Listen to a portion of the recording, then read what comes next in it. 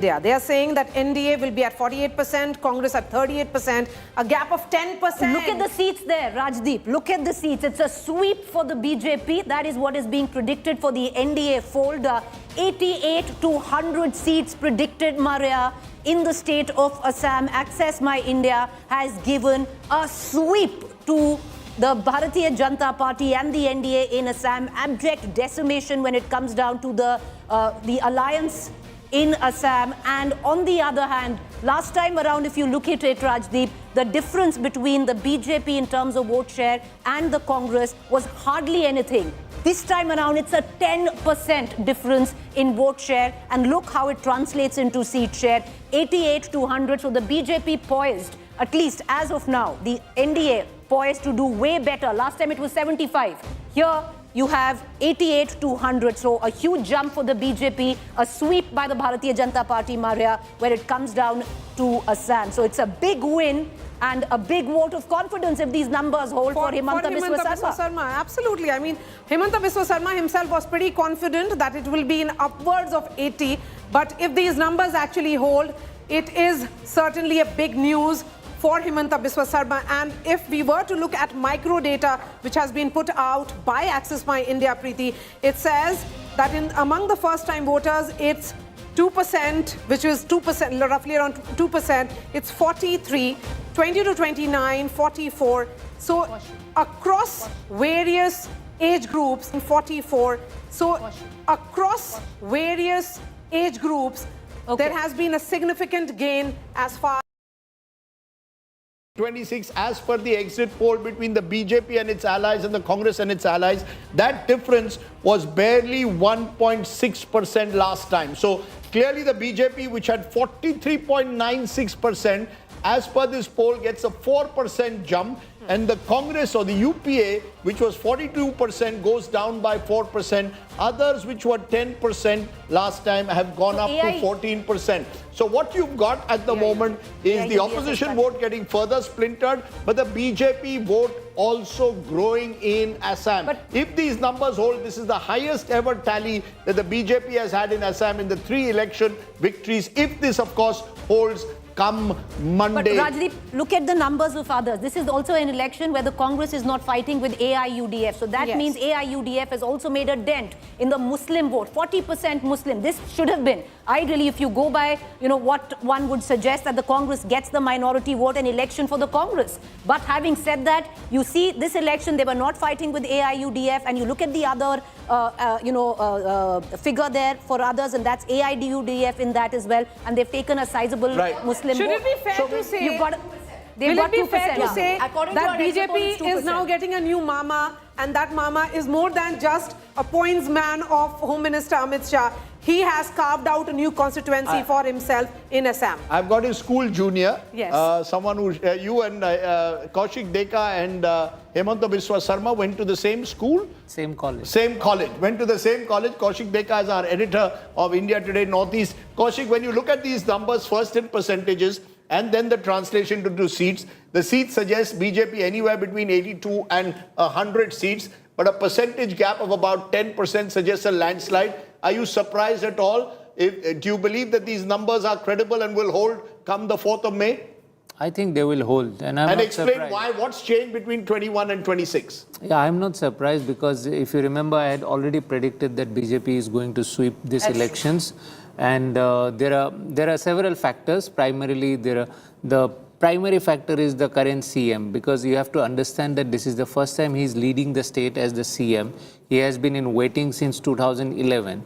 So for him, it was a prestige election, and he had to, by all means, he had to increase the numbers. Last time BJP got 60 seats, 2016 and 2021. So if he gets even 60 or 62, 63, it doesn't matter to BJP because he has been claiming that he is the best bet for the party. So he has to deliver and prove that it goes beyond 64, which is the majority mark. And I believe BJP will achieve that. Their prime target was it in that sense, Kaushik, a presidential election in a state wherein Himanta Biswa Sarma had positioned the election as a vote for him, made it a referendum on his 5 years in power. We just spoke about some of the welfare cash transfer schemes that he put out, how much of it has made a difference on the ground? Or do you believe it was a sort of Hindu-Muslim divide that he was successful in creating? What is that X factor that could take the BJP from 43% up to 48%? Presidential form of election, yes, it's true, because the election was contested in his name. In many constituencies, he said that forget about the candidate, just vote for me. I am there to deliver you things. Of course, you are talking about beneficiary schemes.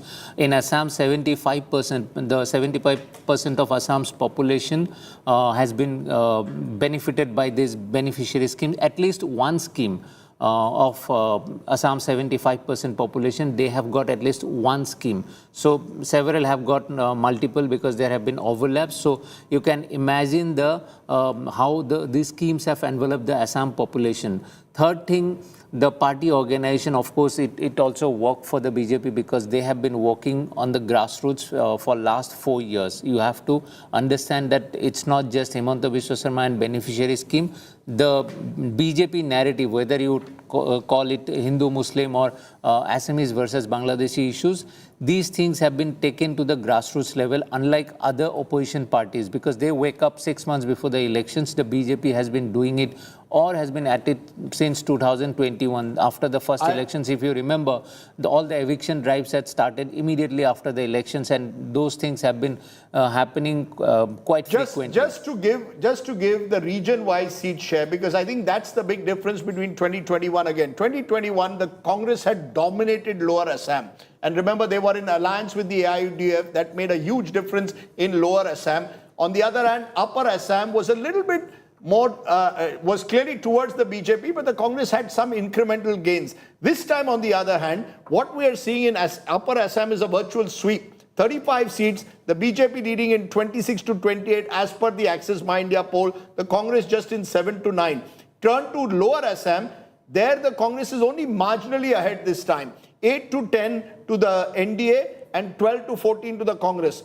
Look at what is happening in Central Assam again, 31 to 35 for the NDA, just 5 to 9 for the Congress. So you add Central Assam and Upper Assam, and the election is almost done and dusted there itself. Then when you look at Bodoland, where of course the Congress is in, the BJP is in alliance with the BPF, the Bodoland party, you've got 13 to 15 for the NDA, 0 to 2 for the Congress. And Hills and Barak Valley, again 8 to 10 versus 3 to 5. So it is in the classic sense, if these numbers hold, a cross-region sweep, which gives perhaps Himanta Biswa Sarma a talking point beyond just a divided, splintered opposition vote. It's much more than that. You know, 2021 really cannot be a baseline anymore, because the entire map of Assam has completely transformed after delimitation. 34 seats became 23 seats. 34 Muslim-dominated 26 seats were completely wiped out. 23 new seats have come, if I'm not wrong. And 34 seats became 23. 34, Rajiv, 34 Muslim-dominated became 24. Became 24. 23, yeah. And completely the map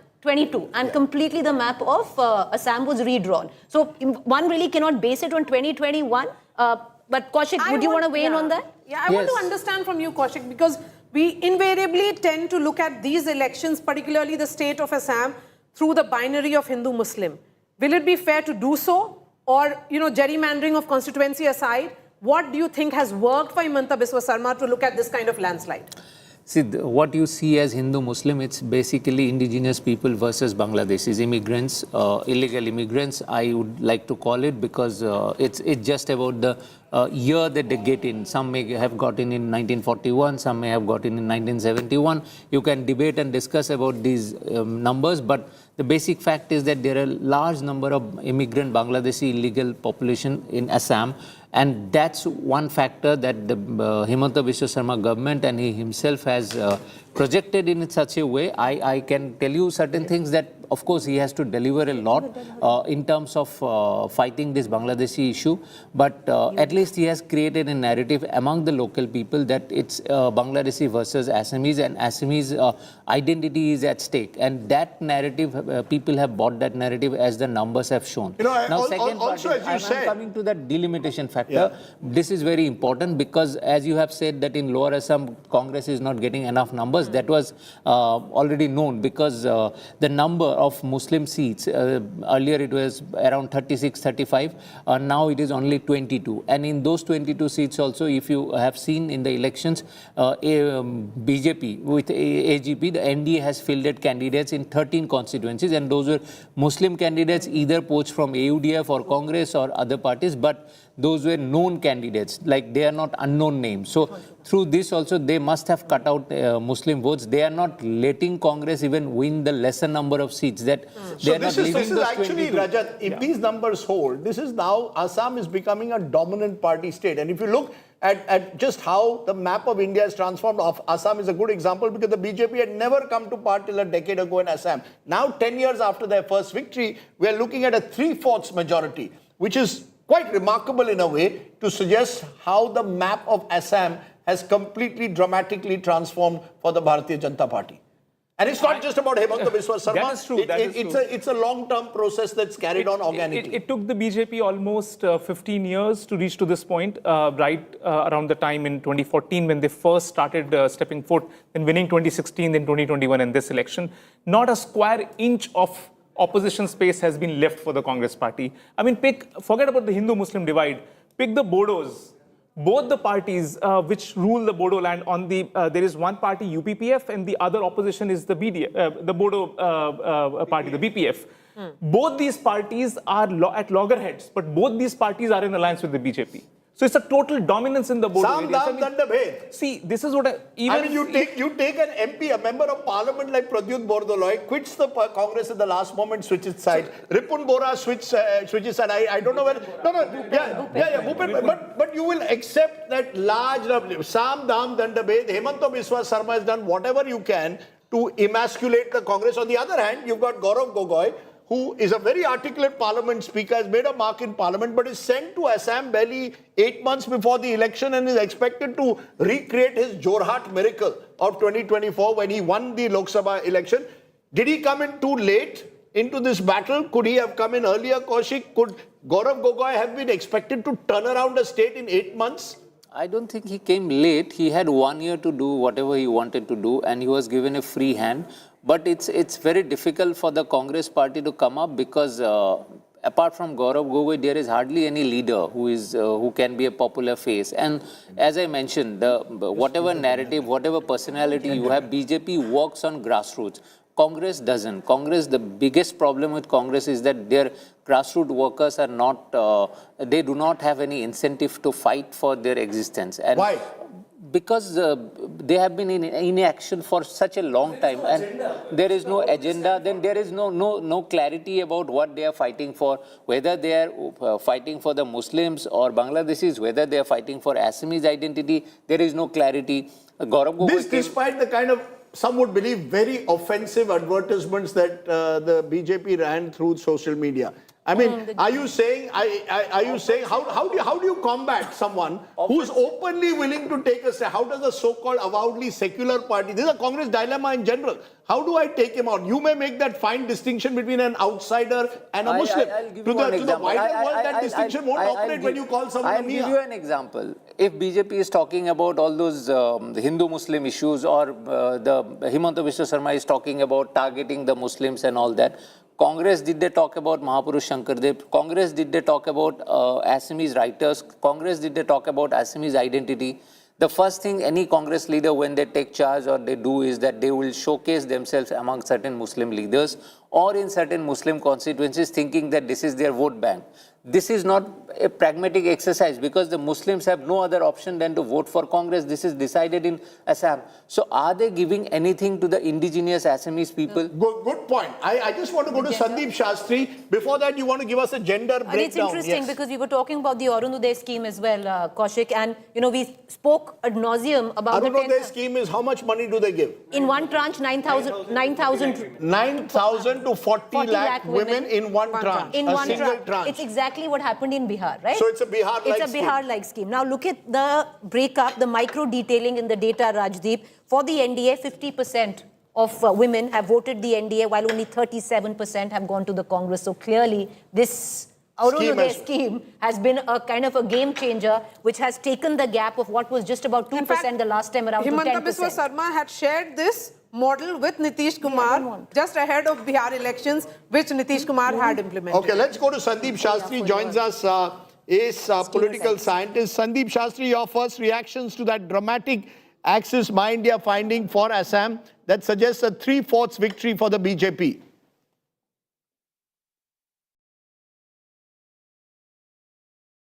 You unmute yourself. Sandeep, you have to unmute yourself, please.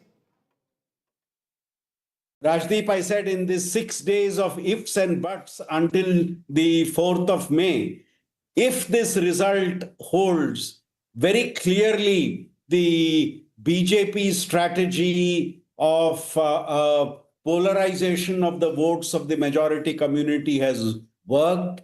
And the fact that the Congress and AIDUF are not together has seen a split in the minority vote, one factor.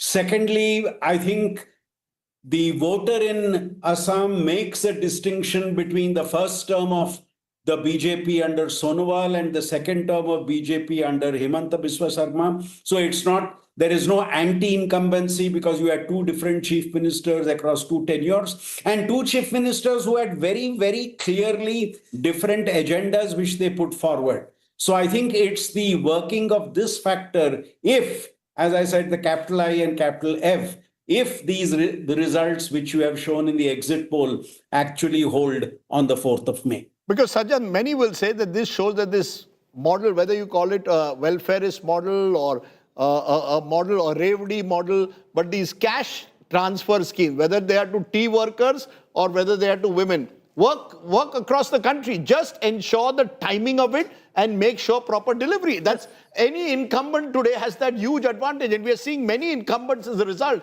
win elections unlike 20, 25 years ago. That's precise. Yeah. Go ahead. Go ahead, Sanjay. That's precisely the case. But beyond that also you see, who were the committed vote base of Congress in Assam? Tea tribes who constitute around 1/5 of Assam. And Upper Assam doesn't explain Mia Muslim factor. It is about the Lower Brahmaputra Valley, Barak Valley, but Upper Brahmaputra Valley, it is basically either the indigenous tribes or the tea tribes, right? Tea tribes used to be the committed Congress vote bank, right? 75 years after independence, Congress just used to get their vote through Suta Kambal politics, which you have also written. Just give them some blankets and etc. For the first time, when you give 3.5 lakh families the ownership right, this is a substantial move. So beyond cash measure, which is basically to galvanize half of the voter, it is also the micromanagement. No identity has been left by the incumbent CM mandate, who is not a darling of the masses. There are talks about many mischievous management politics, and yet people said that he has such a grand grip on the constituency level that he is going to make But the irony is he's a former congressman. I mean, the fact is that Himanta Biswa Sarma cut his political teeth for 20 years under the Congress, was Tarun Gogoi's right-hand man. It is just another case of a congressman who has found far more fertile pastures the moment he's moved to the BJP. Was there a turning point, Rajat, in this BJP's trajectory in Assam? From being a very much, not even a second player, for a long time you were a third player in Assam politics when the AGP was the principal opposition. Today the AGP is a minor player as part of the BJP. Was there a turning point according to you? And then I'll ask the same thing to Kaushik. What was the turning point for the BJP's fortunes in Assam? I think it was, see, Assam, unlike Bengal, has gone through a renaissance around the 83-84. It's an existential question which was simmering post 83-84, because what they thought that AGP would start representing that voice just got lost in the middle, and Tarun Gogoi came in, and Tarun Gogoi had a long tenure. But that core issue, which became the core revolutionary issue for the Assamese, did not get addressed. What BJP did around 2014, 2015 was to tell the people, the indigenous people, that you will end up in museums if you carry on the way, of pandering to the Muslim base. And it was so difficult to travel into the lower Assam area because it looked like Pakistan. It's very, very hard. It's just full of Muslims.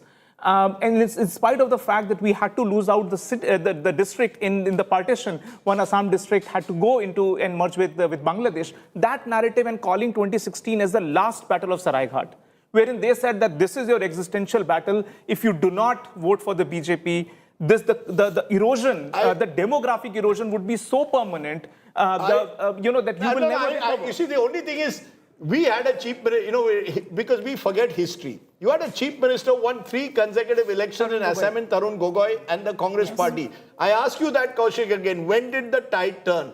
What is it? What was that defining moment? Because Assam is interesting. It's a post-Modi phenomenon. Yes. It starts from 2016 and we're now in 2026. Was there a turning point? A quick answer. Yes, 2016, there was huge anti-incumbency against Tarun Gogoi government. At the same time, BJP got 2 leaders.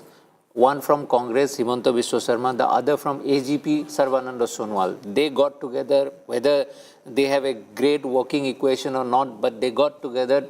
These 2 big leaders came up and BJP became a popular party. It's as simple as that. Can I come in? Because I don't think we can simplify the Assam numbers if they hold just to polarization. Yes. I think that's the very simplistic way of looking at it. If I have to really put it down, number 1, I would actually give it to the schemes. It's the deliverance of these schemes like Arunodaya. Number 2, delimitation. I don't think we are talking enough about delimitation that has taken place in Assam. Number 3, management. No, and number 3, personality. I do believe Himanta Biswa Sarma does have his own, whether you like it, whether you don't like it, he has his following. And number 4, yes, there is polarization, but there are multiple factors which... Okay, we're the fact at the end of the day is Gaurav Gogoi also was not just a pushover. He did win in Jorhat just a couple of years ago, but let's turn from the hills of Assam to the wonderful coastal world of Kerala, an election that is often closely fought. The Axis My India poll, guess what, is giving the Congress-led UDF a clear win in Kerala. So amidst all the troubles the Congress has had in state after state, finally it appears that they might find a houseboat for themselves in the backwaters of Kerala. As per the poll, 140 seats in Kerala at stake, 78 to 90 for the UDF, LDF at 49 to 52. The BJP, which remember historically has just won 1 assembly constituency in the past, that was Nimam, that was in 2016, and have only won 1 Lok Sabha seat, which was Thrissur last time, now is 0 to 3.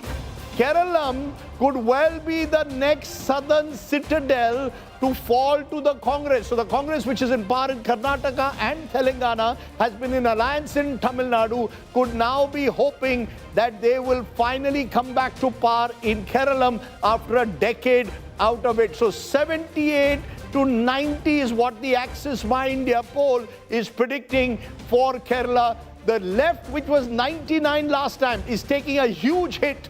It is down to 49 to 52. So clearly there is a huge swing, 49 to 62, a huge swing away from the left. Even at the top end, they're still short, well short of a majority.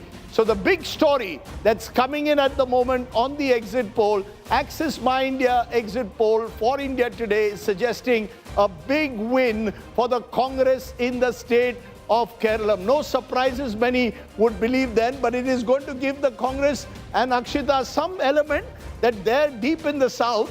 You've got finally come back to power, because had they lost, or if they end up losing, this is only an exit poll, they will have lost 3 consecutive elections, and that could push the Congress to the back foot in Kerala. No, it's like I said, Rajdeep, this was an absolute sitter for the UDF. So the numbers, they're reflecting that finally you'll see them at about 78 to 90, the exit poll. I'll just highlight, Rajdeep, also the vote share and what that looks like. Sure. It's almost a flip from what we saw in 2021, because the UDF, it says, is at 44%, the LDF at 39%. It was exactly the other way around in 2021. So the UDF at 44%, the LDF at 39%. What it reflects to me, and this was really one of the biggest factors in this election, is whether the UDF would manage minority consolidation. They've managed to do that. And I'm sure that one of the biggest contributors to that is their alliance with the IUML. That would have made a difference also for them.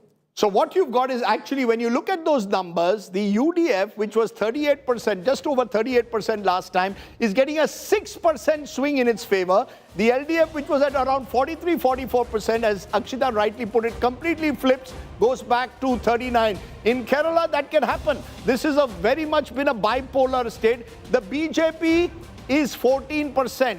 14%. It's got smaller allies like the 2020 party, but basically 14%, which is up compared to 2021 Assembly when they were at 11%, but down compared to Lok Sabha when they were around almost approaching the 20% mark. So that 14%, many will believe, cephalogically is key because they are taking away possibly in southern Kerala in particular a section of the LDF vote. So what's happened in Kerala is a consolidation, as many expected, in northern and central Kerala around the Congress Christian-dominated and Muslim-dominated areas. They've consolidated in southern Kerala, where the BJP was slowly growing areas in and around Thiruvananthapuram. You've got the BJP in double digits, possibly taking votes away from the LDF. So Pinarayi Vijayan, with whom I share a birthday incidentally, is possibly now ending his political career, having achieved just 5 years ago, if these numbers hold, what no one else had at the time. Remember, for 40 years, won 2 consecutive elections. So Kerala, the waters are very tranquil out there, but that will give a lot of consolation to the Congress party. That will also start, Preeti, a battle within a battle. Kaun banega chief minister? Exactly. I have had calls from 4 different Congress factions. Do you think hamara number lagega? So I mean, in English, do you think our turn will come? Who's going to become the chief minister will be almost as interesting as the result itself now. And yeah, Three that's Nayars, true. VD Satishan, there's KC Venugopal and Ramesh Chenitala. Yeah. Go ahead. But no, Rajdeep, because you started off with that, finally the Congress will get their houseboat in Kerala, but who's going to steer that houseboat? And I think the fight will be about who will actually steer that houseboat. But be the captain, they work on their own. They work on their own. Do you think the Congress will be able to work it on their own? From with Delhi. everybody having From Delhi. No. But I would think, and Akshita, you traveled a lot more in Kerala than any of us did. VD Satishan still ahead of the other, more popular, Yes, at least on ground. And rooted in Kerala politics. KC Venugopal, someone who's been in Delhi. Yeah. So that way, VD Satishan has that advantage of being rooted. And someone, imagine if he wins in his seat, is winning for a record 6th time. And so that tells you the kind of image that VD Satishan has. Yeah, but let's look at the 3 prime contenders. There's VD Satishan. He's been the most aggressive. He's been the leader of the opposition in the legislative party, has taken on Vijay on corruption. He's younger than his other 2 rivals. There's him. There's KC Venugopal, who's Rahul Gandhi's favorite point person. He's Preferred CM is VD Satishan. Yeah, so at the moment, the preferred CM candidate, 21% was Satishan. But remember, Pinarayi Vijayan being the incumbent had a larger support.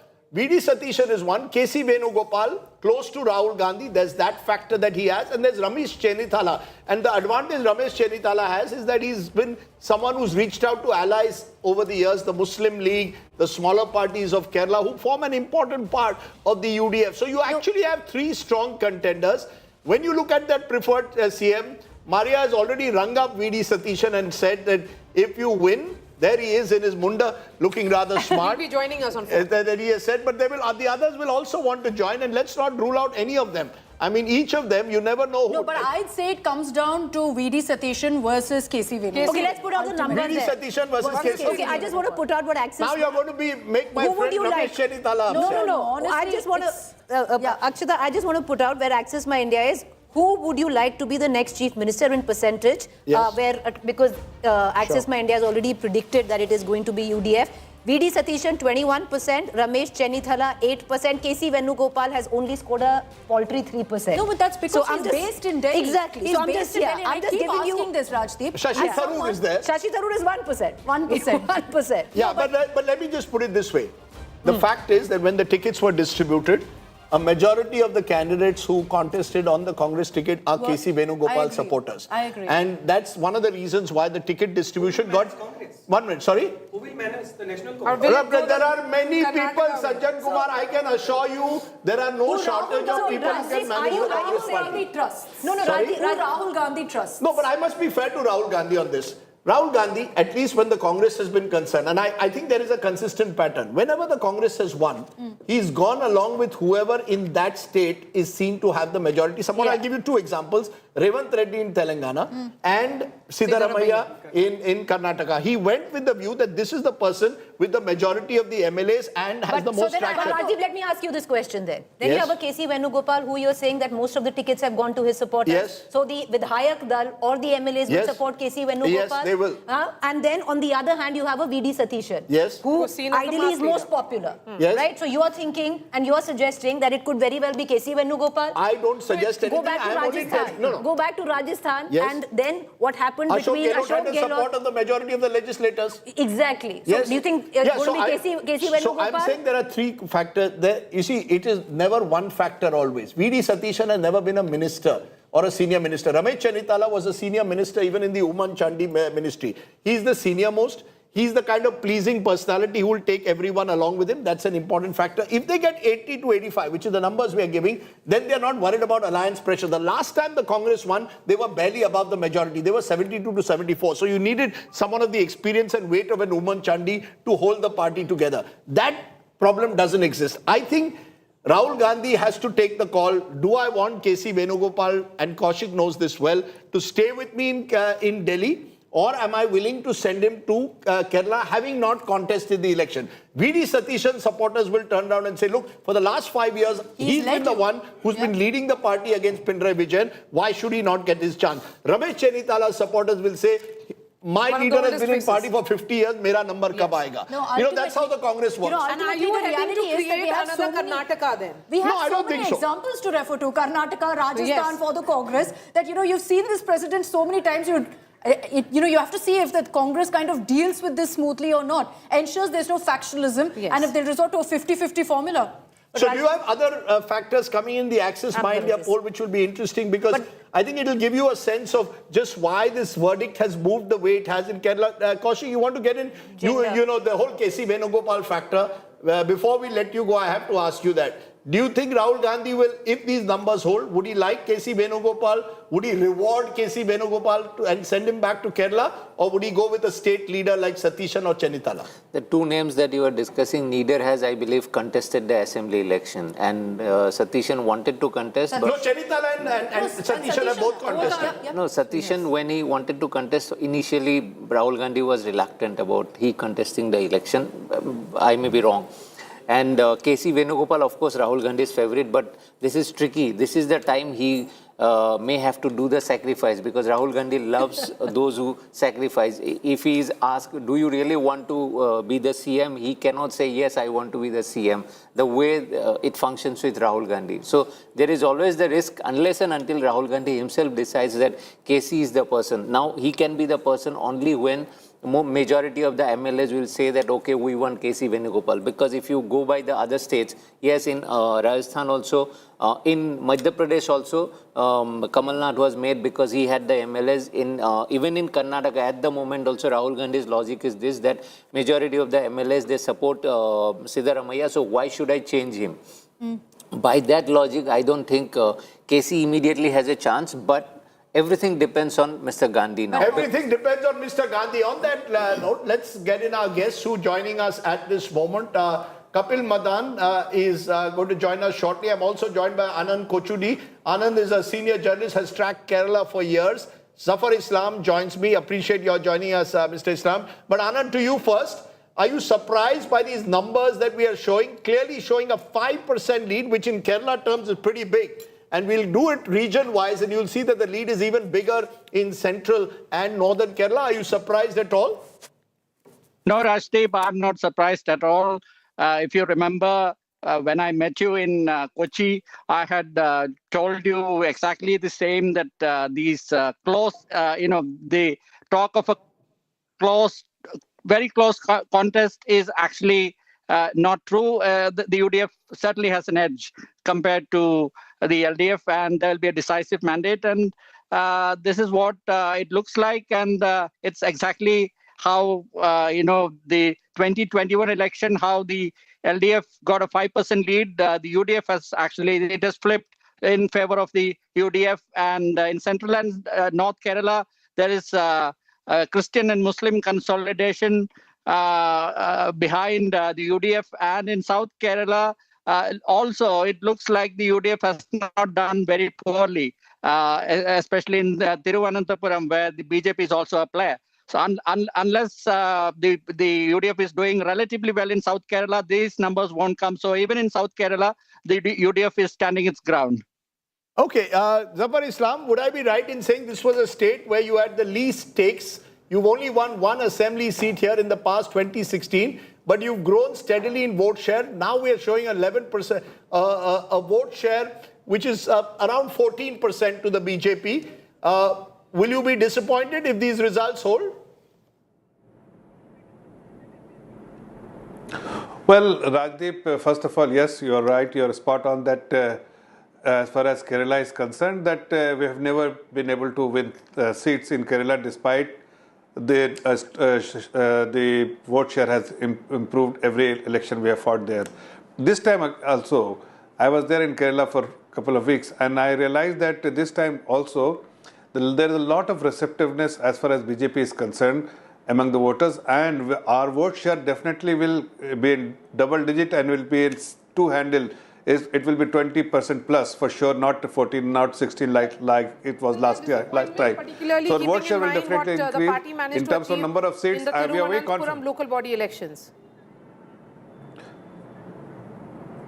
No, yes, and also, but I'm saying that all over Kerala, there's a lot of receptiveness for Bharatiya Janata Party, and this time we are very confident that the numbers which you are talking about, 0 to 3, is something which I'm sure that you will have to discuss once the results are out. But as far as BJP is concerned, we are expecting in double digit, and double digit could be anything, and that is something which we are very confident of our Zafar, what numbers you can take heart in Kerala. are the numbers that are being projected for the state of Assam. It's a clean sweep, Zafar.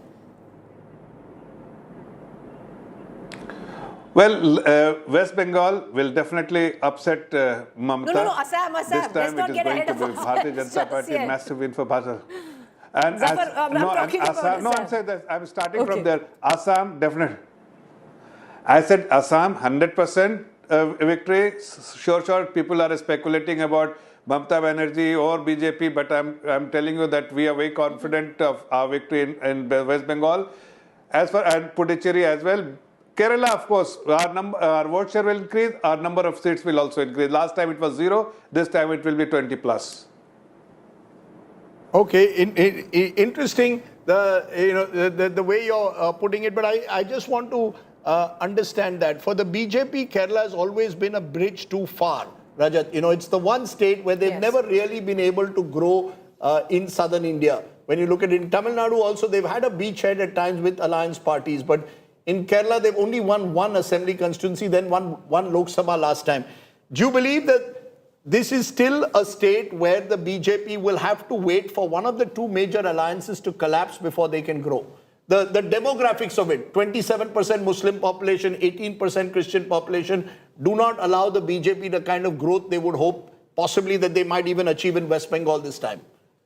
I think, it is true, and BJP has struggled, and they have tried various permutations and combinations. SNDP alliance at one point, they thought that the Java vote they could get. At one point, they believed that Christian outreach is very important, and they went all out. But it still requires a lot of creativity, and again, having one leader who consistently battles it out. I don't know if Manjeshwar seat is coming this time or not, or it is again. I don't know. It goes down to the wire every single time. Perhaps that is one seat where Surendran can flag the BJP flag over there, and maybe having one leader who has some credibility, and then gradually start building and stitching the social alliance in a way that you are there somewhere around 20% as a sticky vote. No, but you've instead become, of like the a seasonal BJP seems to be, Rajdeep, almost like a vote cutter now in Kerala. If you look at these numbers, it also means to some extent that the NDA's rise in Kerala is at the cost of the LDF, that maybe they're eating into the Yerevar vote. What they tried is, of course, to get the Nair Service Society, the NSS and the SNDP together. If that had happened, they were then consolidating the Hindu vote. The fact that that didn't happen itself was a huge body blow for them. They were really counting on that consolidation. The other factor I want to speak about, Rajdeep, is the man that you had interviewed when you were in Kochi, Pinarayi Vijay, and what this means. If he had won, and if he still wins a third term, going by these exit polls is not happening, but if he does, he was going ahead and beating the record of an E.K. Nayanar Yes, of 11 his years chief mentor. minister. That would have been historic for him. But as someone who said that, look, there's no anti-incumbency, who you have to appreciate how he pulled up the socks of the LDF in the last few months. If you go by these exit polls, this very well could be the end of the road for Pinarayi Vijayan. What happens to the left now? No, another riddle also about And as far as- Kerala is that, you see, we usually attribute RSS, presence or absence to BJP's victory or, sometimes losing out. Kerala is one state, and as a student of political science since 15 years, we have been Massive hearing. presence. Strongest RSS base in Kerala. Okay. And yet it doesn't make a sense that go to RSS Shakha and come and vote for CPM or some other party.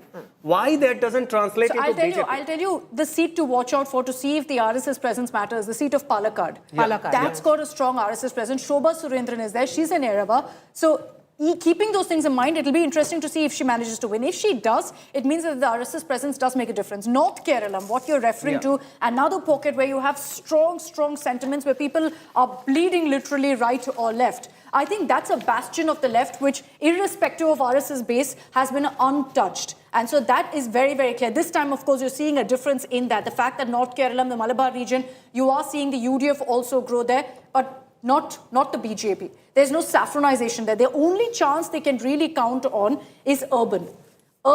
And getting some Hindu consolidation together. All these attempts of, getting Christians together hasn't really worked. But it's for a the long BJP. road. It's a long road. It's Their very- vote share seems to be going up every single time. No, it did go down from the Lok Sabha elections. Yeah. So I'm saying that BJP also realizes that when you speak to the senior BJP leadership, Akshita, the sense is that yes, the eastern part of India, they may be making significant inroads, having won Odisha. They are very close to, given the kind of fight they have put up in Bengal.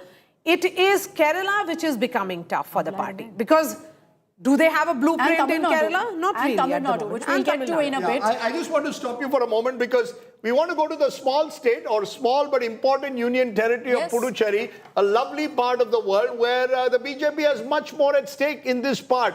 Remember, this is a state which, again, the Congress dominated for a long period of time. But this time, what is the Axis My India poll saying? Of the 30 seats in Puducherry, as of now, 16 to 20 for the NDA. So good news ahead of Tamil Nadu coming from Puducherry for the NDA, the BJP-led alliance. It includes the AI-NRC. N. Rangaswamy's party was once a Congress leader. He gets 10 to 12. BJP 4 to 6. AIDMK 1 to 3. LJK 1 to 3. And one of them, of course, is the son-in-law, the son of Santiago Martin, the casino king of, as he is called, of the country, Future Gaming. And 16 to 20 out of the 30. DMK 5 to 7. Congress 1 to 2.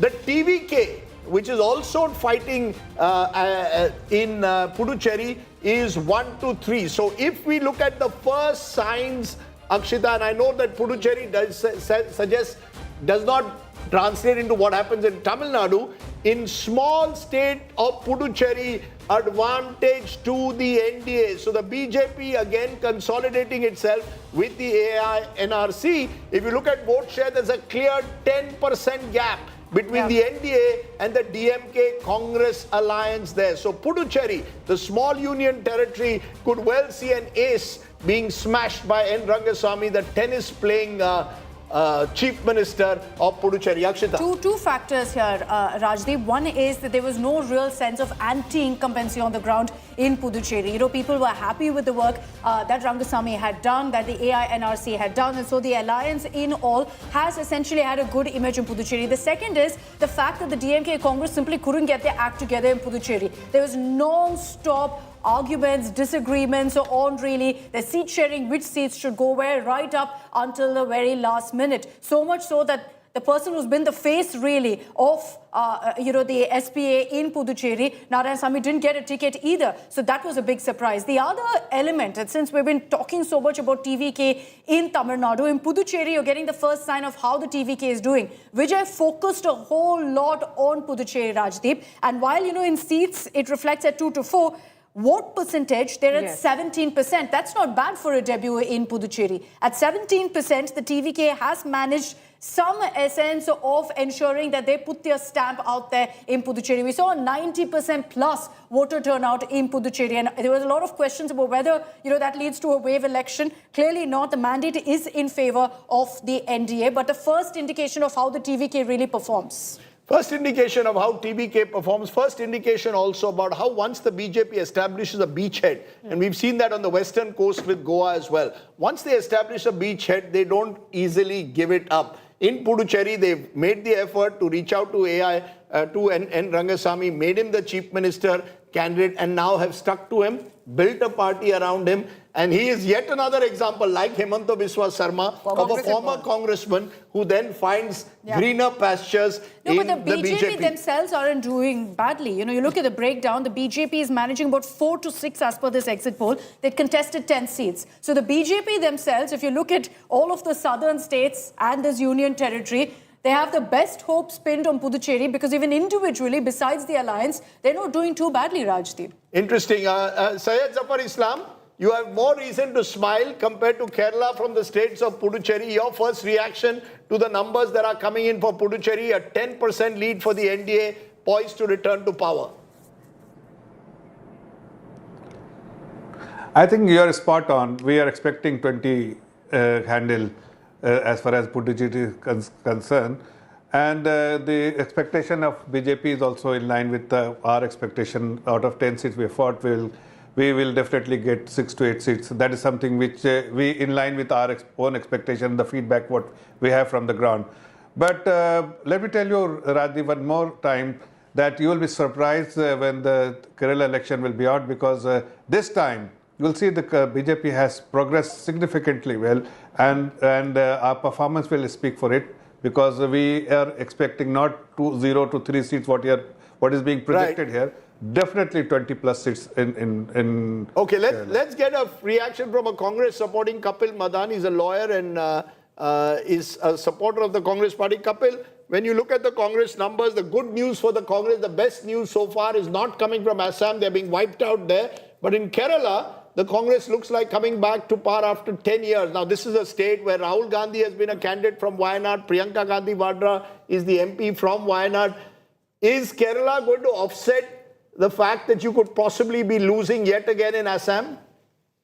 Let me begin by saying, Rajdeep, I remember a statement made by one of the BJP minister who says that we are not able to do Kerala, or we traditionally don't do well in Kerala because the education rate is higher, there. So having said that, what I would want to stress here is that, people in Kerala rejects the divisive, polarized politics of the BJP, and that's perhaps the reason why BJP has traditionally, historically, has not done well in Kerala. And I, don't be surprised that, they will again display a dismal.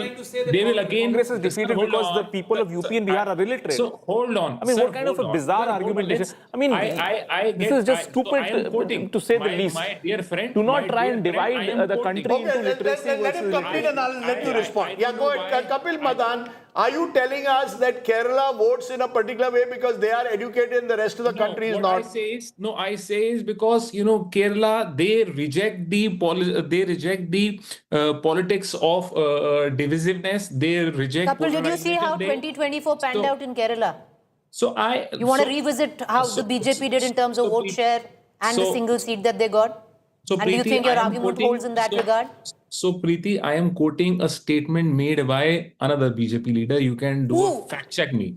So you can do a fact check me. It's there. No, so who? Kapil Madan, name the person. I don't want to name. It is there. It is available. So nevertheless, what I would want to say, let's have this objective discussion. So what I would want to say here is that definitely what your exit polls are saying, you will see a better performance of Congress. As Rajdeep has very rightly said that Rahul Gandhi ji has done a lot of work in Wayanad. In fact, now Priyanka Gandhi has but Wayanad, let's be honest, is one corner of the country. The facts, Sandeep Shastris, can the Congress take some kind of refuge in Kerala? Given the fact that, as our numbers are showing, they are losing Puducherry, again a state they used to dominate for a long time. They're losing Assam, and ironically, as I said, in both these states, the leaders are former congressmen. Rajdeep, I would agree with you that if the exit poll numbers hold for Kerala, it's very clear that the Congress has managed to avoid a Haryana in Kerala, if these numbers hold. Because we have consistently been maintaining that if the UDF does badly in Kerala, the Congress is to blame for that. So the fact that the exit polls show that the UDF has an upper hand implies that in some way, they have got their house in order. Rajdeep, in the earlier discussion, you talked about chief ministers. Let's remember, whenever and wherever the Congress has come to power in recent years, be it Telangana, be it Himachal Pradesh, be it Karnataka, there has always been a tussle for chief ministership, and this has in many cases been the undoing of the Congress. So it will be interesting to see if they come to power in Kerala, would they face a similar situation? Because ever since 2014, one has seen a weaker high command in the Congress when it comes to leading at the state level. And this will be a huge challenge which the Congress would face if it were to come to power in Kerala. In Puducherry, I would just make a small correction, Rajdeep. It may be unfair to compare Puducherry with Tamil Nadu because the politics in the two are very, very different. I think if the NDA is leading in Puducherry, it is a pro-incumbency vote. And in Tamil Nadu, the issues are very different. And I think we need to highlight that factor also. No, but let's put it this way. I think one of the points about Kerala, which is important to put in mind, is that it has a large minority population. It has a 27% Muslim population, 19% Christian population, 46%. In those states, does it become much more difficult for the BJP? Because for the BJP to start winning states where there is such a 46%, which has already had two options in left and UDF. And both the left and UDF also have strong Hindu supporters as well. The Edava community, for example, has been traditionally a left supporter. Yeah.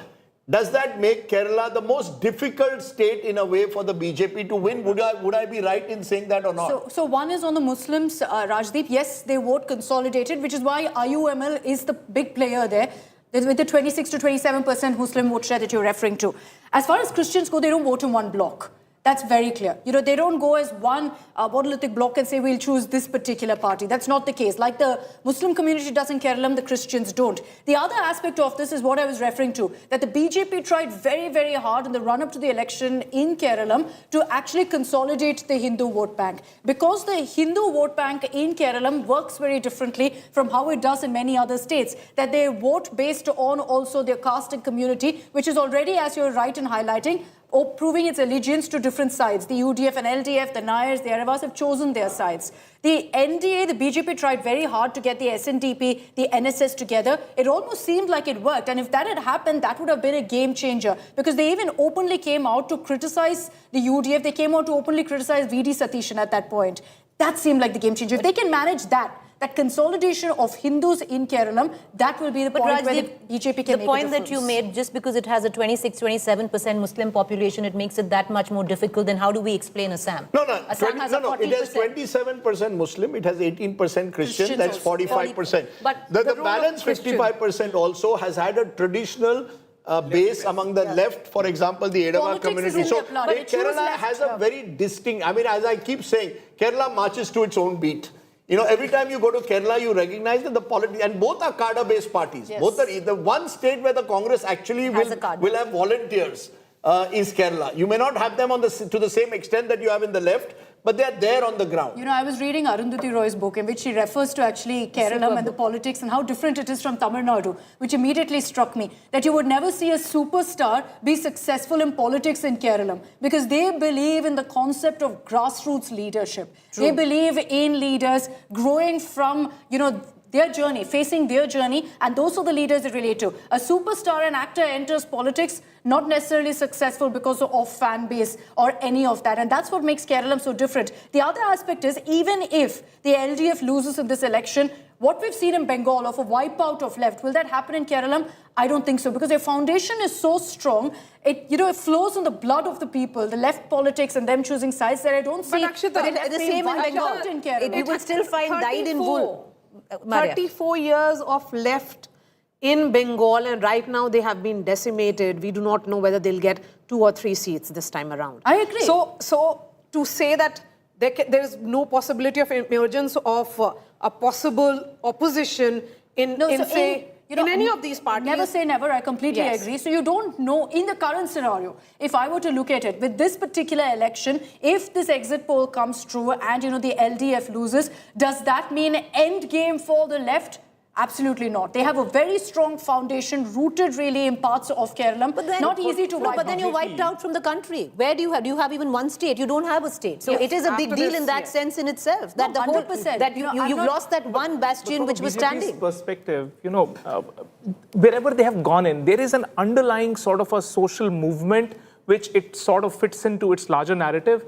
What they're finding it hard is that the social churning in Kerala hasn't reach to a crescendo where they can come in and say that, okay, we stand for so-and-so things, and then garner that permanent 20% base on top of which they just have to add 7-8% to start winning elections and start claiming, power in that state. But here is the party which also believes in patience. True. When they enter a state, they also believe that it's a long haul. They can wait for multiple elections till they start making a mark. Exactly. And I think Kerala is one such example where they are realizing... I'm going to stop all of you because our friend Pradeep Gupta is joining us from Axis My India. Pradeep, good to have you on the show. You're not in your usual purple. You're in white as you promised me this morning. I don't know whether that's a color that suggests what that suggests. But in a moment, we are going to give one of the other big states, which is Tamil Nadu, and going to tell you what's happened there. But your first 3 predictions that you made, Assam, you've suggested big victory for the BJP. In Kerala, you've suggested a clear win for the UDF. And in Puducherry, you've suggested an NDA retention. We'll come to Tamil Nadu in a moment, the moment the numbers are out. How confident are you of these 3 numbers, and why are you staying off West Bengal for now? So you want me to answer, Rajdeep, the second question first or the first question second? Whichever way. Okay, so these 3 states, whatever number you are showing is, we are pretty confident about it. The Assam, Kerala and Puducherry, there is not a single % doubt onto that. Onto our mind, result may come, whatever it may come. But I always believe in Axis My India team and the kind of hard work we put forward. And so that is the precisely reason why I'm pretty confident about this.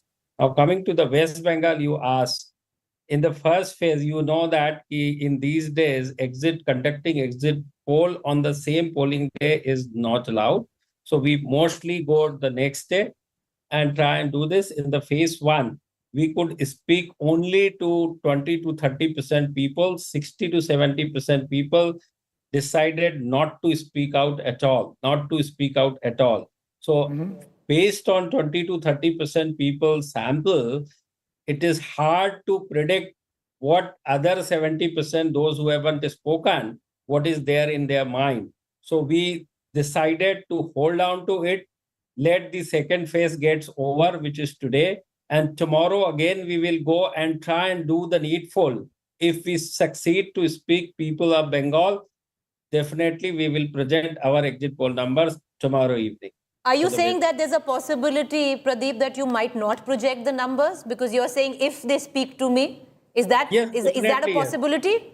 Yes, very much possibility, because my job is to reveal the facts. My job is to report the facts. Whatever going on the ground, my job is to report that. I don't want to get... Okay, so you're saying you might not project numbers for West Bengal. You're saying you'll go back again and you'll see if you're happy with the kind of penetration and getting honest replies. Only then you'll put the numbers out. That's big. Second thing, Pradeep, now let me ask that question.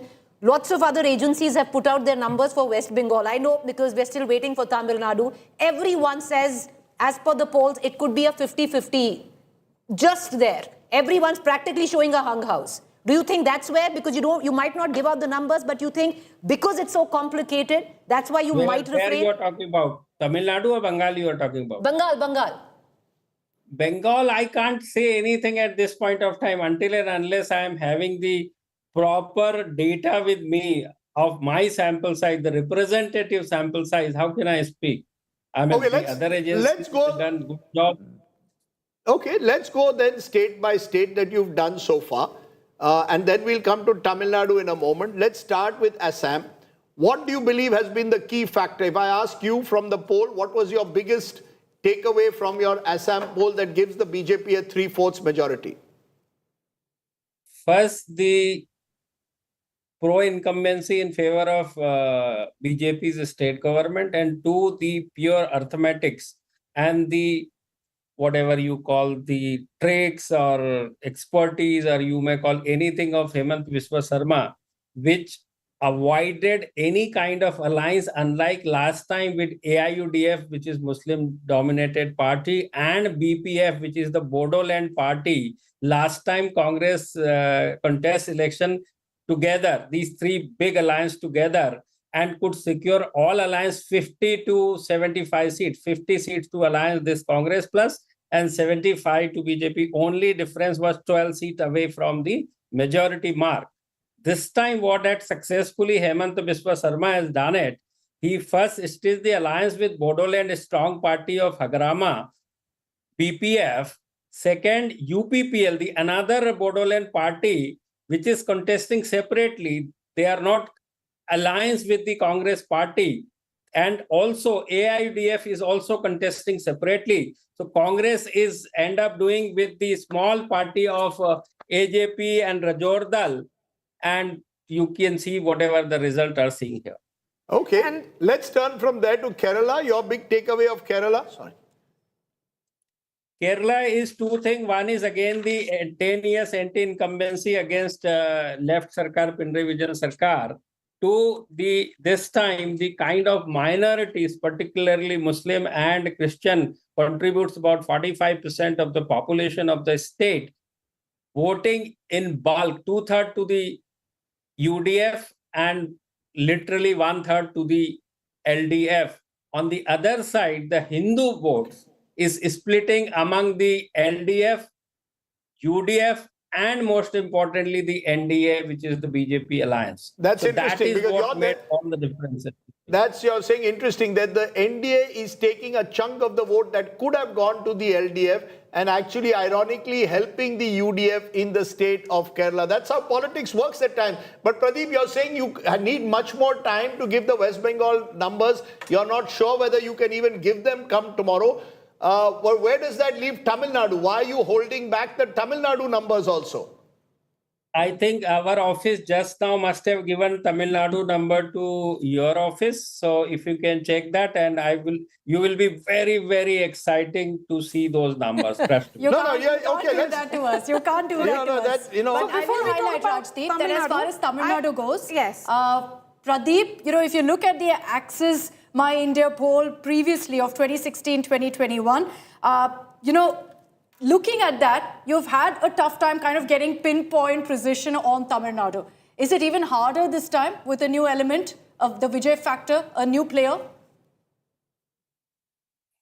You are right, Akshita. 2016, we couldn't call the Tamil Nadu election correctly. But 2021, we bang on, we have called it prediction. And also the Lok Sabha, all three Lok Sabha bang on 39, 37 seats in favor of DMK alliance. So that's not a problem. But this time, emergence of TVK, the actor, the superstar, things are tricky. Things are tricky. And you will see and witness them in my exit poll numbers, which is not going to be easy. And it is hard to believe, whatever my number projections are, it is hard to believe, trust. So, Rajdeep, you're making this out like a suspense film. He's dangling a carrot. You're constantly saying Tamil Nadu is going to be surprised. It's been my view that of the 4 states, the biggest surprise is going to be Tamil Nadu. But you're claiming that this is a surprise even bigger. The question is, and I referred to NTR in our conversations, there were first-class posters like Prannoy Roy and Dorab Sopariwala who polled 1983. And when they saw the numbers, they were actually worried whether those numbers were real or not. Because NTR was suddenly winning big first day, first show. Are you hinting towards that? Are you saying Vijay will be, as our question is asking, kingmaker or king? You cannot rule out being king also and kingmaker also. That's my number predictions. No, but how difficult is that? How difficult is that given the fact that he's a first timer? Does that make it even more difficult because you've got no history to go on? There's no comparison to go on. It's a very bipolar And state. no vote bank. Plus, and you know this better, Tamil Nadu also is a pollster's nightmare. You've got Tamil Nadu wrong also in the past. It's a tough state to poll again like West Bengal. Not a single percent doubt, Rajdeep, but to go this is the history you're talking about, the Tamil Nadu and Axis My India. But also you have to see, we have predicted 2013 Arvind Kejriwal 28 seat, bang on 28 seats. And most importantly, till today, the fascinating election for me personally has been 2017 Punjab election, where Aam Aadmi Party was contesting first time the assembly election. And just before that, they have won 4 Lok Sabha seats in 2014. And there are agencies who were predicting about 100 seats out of 117 for the Aam Aadmi Party. And whatever we predicted, the Congress victory, we were bang on. Having said that, this time the dynamics are different in Tamil Nadu. And I suggest if you can have the numbers in front and then talk, it will be much easier for me. We'll get the numbers in a moment. If your office sends them to us, we'll have those numbers up in a moment. My producer is going to put those numbers up because those are key numbers. But yes, Maria. Yes, I have a question with regards to Assam because invariably it's being seen as a state where the BJP is winning with a landslide as you have projected. But that's because of Hindu-Muslim divide or polarization. So Pradeep, my question is, what is the larger sentiment?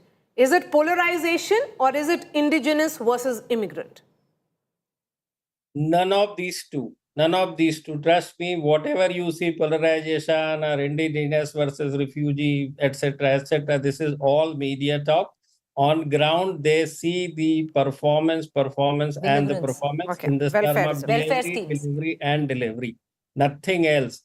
Only Pradeep. few percentage points. And in Assam, if you see, there is no question of polarization because Assam geography in such a way that the Muslim and the minority consolidation is only in Lower Assam and to some extent in Barak Valley. Rest, all the seats, about more than 100 seats, there is no consolidation of Muslim minority in other way around also. Pradeep, let me ask you this question once again, and I want to go back to West Bengal because there's so much interest, heightened interest where West Bengal is concerned, as much as Tamil Nadu. The reason why you might not put out numbers tomorrow, Pradeep, is it because only you're facing issues with the silence of voters, or is it that this election is too close to call?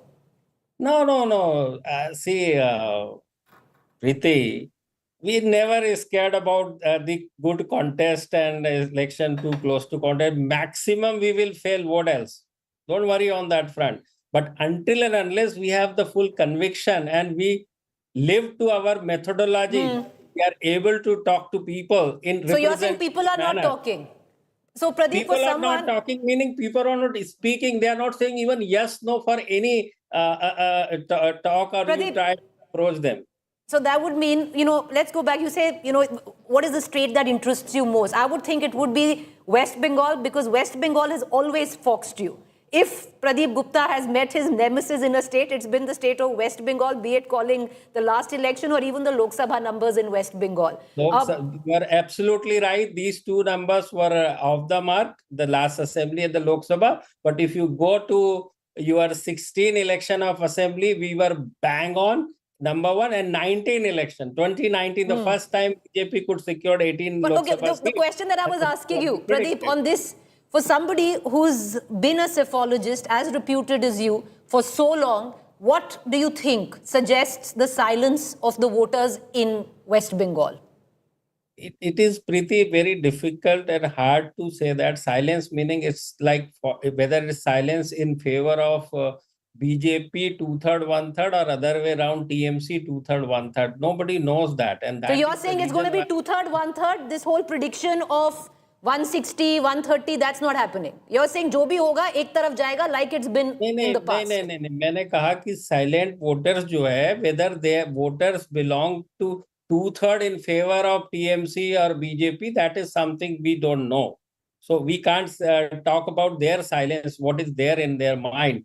and Bengal type kind of situation we have never faced. And in fact, just 3 months back, my 5 surveyors put behind the bar. Rajdeep knows about it in Dam jail.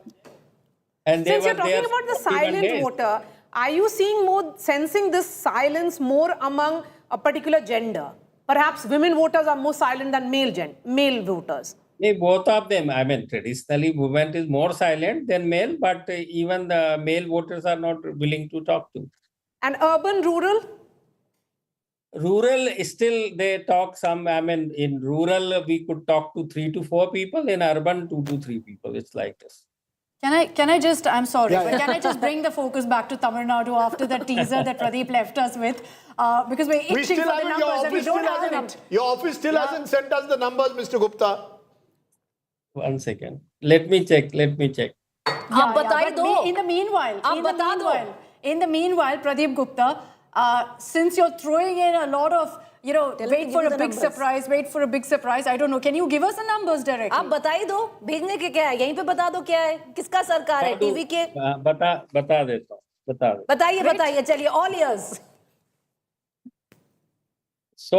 but Rajdeep आप मुझे ये मत बोलिएगा कि गलत हो गए आप पहले उसको स्टडी कर लीजिएगा रिजल्ट को भी उसके बाद बोलिए कि गलत और सही बच्चे की जान ले लोगे क्या बच्चा यदि पास भी होता है तो आपको यदि 90% नहीं आए तो आप कहते हो बच्चा fail I won't make you cry. No, please go ahead. I won't make you cry. Wait any longer. No, everyone's okay. Please go ahead. आप नंबर बताओ even I am searching for my Tamil Nadu number. It is my Tamil Nadu number for TVK between 98 seats to 110 seats. Wow. Oh, sorry. 98 to 120 seats. 98 to 120 seats. TVK. And for DMK plus 92 to 110. Now, one minute. Let me digest what you've just said. I'm going to go on the, Akshita will go on the, and make those numbers the moment we get them. Yeah. You are telling me, Pradeep Gupta is saying, Mr. Vijay is going to be party number 1. TVK, as of now, this is the biggest news as of now that we've got from this exit poll. You are telling me TVK, Vijay will be the party number 1 of Tamil Nadu, closely followed by the DMK. AIDMK completely wiped out, not even 20-25 seats. Am I correct? 22 to 32 seats for AIDMK alliance. Yeah, but that's a complete. So you're saying it's a hung assembly. It's a wave. With Vijay can be kingmaker, but probably king because he's got 3 times more seats than what the AIDMK has got. So Palanisamy may have to compromise and support Vijay, as could the NDA, basically the NDA. So what you're predicting, if your numbers are holding for Tamil Nadu, and we'll put those numbers up in a moment, you want to repeat those numbers? 234 member assembly, repeat those numbers so that we flash them. 90 to 200. I've got it. Yes, send the numbers. 92 to 110, 110 in favor of DMK Alliance, 92 to 110 for DMK Alliance, and for TVK, 98 to 120. 98 to 120. Majority mark is 118. It's still 98. If TVK secure, for example, just a moment, if example TVK secure 100 seats and DMK secure 110, don't call me ki Pradeep, your poll is wrong. I'm telling you, because you have to see both the number on the tally, Yeah, so I'm going to repeat your numbers. DMK plus allies 90 to 110. Remember, halfway mark is 117. In Tamil Nadu, you get 118, you have a majority. TVK 98 to 120. So their halfway mark between 98 and 120 is about 109, which is a little ahead of what the DMK's alliance's halfway mark is, 101. AIDMK 22 to 32, so halfway mark is 27. What you're telling me is TVK is party number 1 as of now. Remember, DMK is with allies. So it's not just the DMK on its own. With allies, it is between 92 and 110. That includes the Congress, the VCK, the DMDK, the MDMK. It's a 21-member alliance versus a party that has gone into these polls virtually on its own. to get 98 to 120. This is arguably, if these numbers hold, the biggest turnaround since NTR in 1983. No, he's the next in MGR terms of Tamil Nadu. Of course, Arvind Kejriwal was another example of someone debut, but in a smaller state like Delhi. This could be the biggest news that you have. Remember, last time you got Bengal wrong, Mamata Banerjee could have was infuriated. Now you will infuriate MK Stalin if these numbers hold. How confident are you about your Tamil Nadu numbers given this sensational number that you're giving at the moment? So, Rajdeep, let me give you the vote share also. We are predicting 35% for both DMK Alliance and TVK both. 35% vote for both. The only difference why the TVK seats looks like more is that wherever DMK is winning, they are winning with a good margin, whereas the winning margin is much lower when it comes to TVK. And that is the precisely reason why I'm telling you again and again, even if TVK got 100 seats and DMK gets 110, my poll is saying so, but you see the one side of the story. That's the problem. What is the other side of the story? The story is that TVK even end up with a lower range of 98 seats and higher range for 1110 for DMK Alliance. You are not looking at that. But that's still a big number. Pradeep Gupta, at the end of the day, the biggest question that was being asked of the TVK is even if they get the vote share, 35%, sure, many did say maybe it's possible. You know, consolidating that to ensure seat wins, everyone said that's a huge challenge for TVK. You believe that they've actually managed to transform that vote share into seats, so much so that you're giving them even triple digit. That's the reason. I'll tell you why it is. If you see the detailed analysis, in the age group and gender group, you will find all the difference among the that women and youth. Then you're suggesting. Youth, yes. When I say youth, I am referring to 18 to 39 year of age, which contributes to 42% of the population, where TVK Vijay is sweeping. And this is what I refer to as gensification of the election. But Pradeep, when you ask them the question on preferred CM, does Vijay score over Stalin? Yes, 37%. I'm looking at that number here. That's 37%. That's more popular. He's that way more popular. Among the other parties, he's more popular in that sense. You know, I'm not surprised by that. But what I'm surprised by is the fact that it's converting into seats. There's no traditional vote bank. Pradeep, there's no traditional vote bank for the TVK. You know, all this while everyone spoke of the Vijay impact, what you're suggesting is that he's going to be doing an MGR once again. He's the next MGR of Tamil Nadu, going by your numbers. Yes, that is precisely, I am predicting MGR and NTR of Andhra Pradesh. You know, that changes politics forever. No, I'll tell you what could have happened. I mean, I'm looking now at your deep dive. And Akshita, you can correct me. The DMK dominated northern Tamil Nadu and Chennai in particular. Yep. And they won it by big margins. This was also the area where TVK focused a lot of its political equity on. So the traditional belief, what the TVK seems to have done, if Pradeep's numbers hold, they have cut into the anti-incumbency vote, particularly in Western Tamil Nadu, where the AIDMK is strong, and prevented the AIDMK from winning some of the seats that they used to traditionally win in areas like Erode, Salem, where they would never lose. Those were their bastions. But if these numbers hold, they've obviously swept urban and semi-urban Tamil Nadu. That's the whole. What Pradeep's numbers are surprising me is that you're seemingly claiming that even in rural Tamil Nadu, where there was a belief that the TVK would struggle because they don't have the organizational machine to match the DMK and AIDMK, they are winning there. This is a wave. Whichever way, even though it's 35%, it's a bit of a wave because they are winning across parts of Tamil Nadu where you wouldn't have expected them to win. If these numbers hold. Rajdeep, hear me out. In Chennai region, they are doing extraordinarily good. Even for that matter, those big stalwart, the biggest name in the Chennai and the Tamil Nadu may have tough. Stalin? I am suggesting all the big guns, including the name you suggested. I am not saying they are losing. I am saying it's not easy. In Chennai particularly. Yep. In southern Tamil Nadu, also TVK is doing very good. In Trichy, Delta, Kaveri Delta area, DMK is doing good. In Western Tamil Nadu, where J. Jayalalitha used to do good, all three are doing good. All three are doing good. And in Northern Tamil Nadu, DMK is doing little better than DMK. And if we were to look at the other data which you have put out, Pradeep, he is doing phenomenally well, particularly among the students and housewives.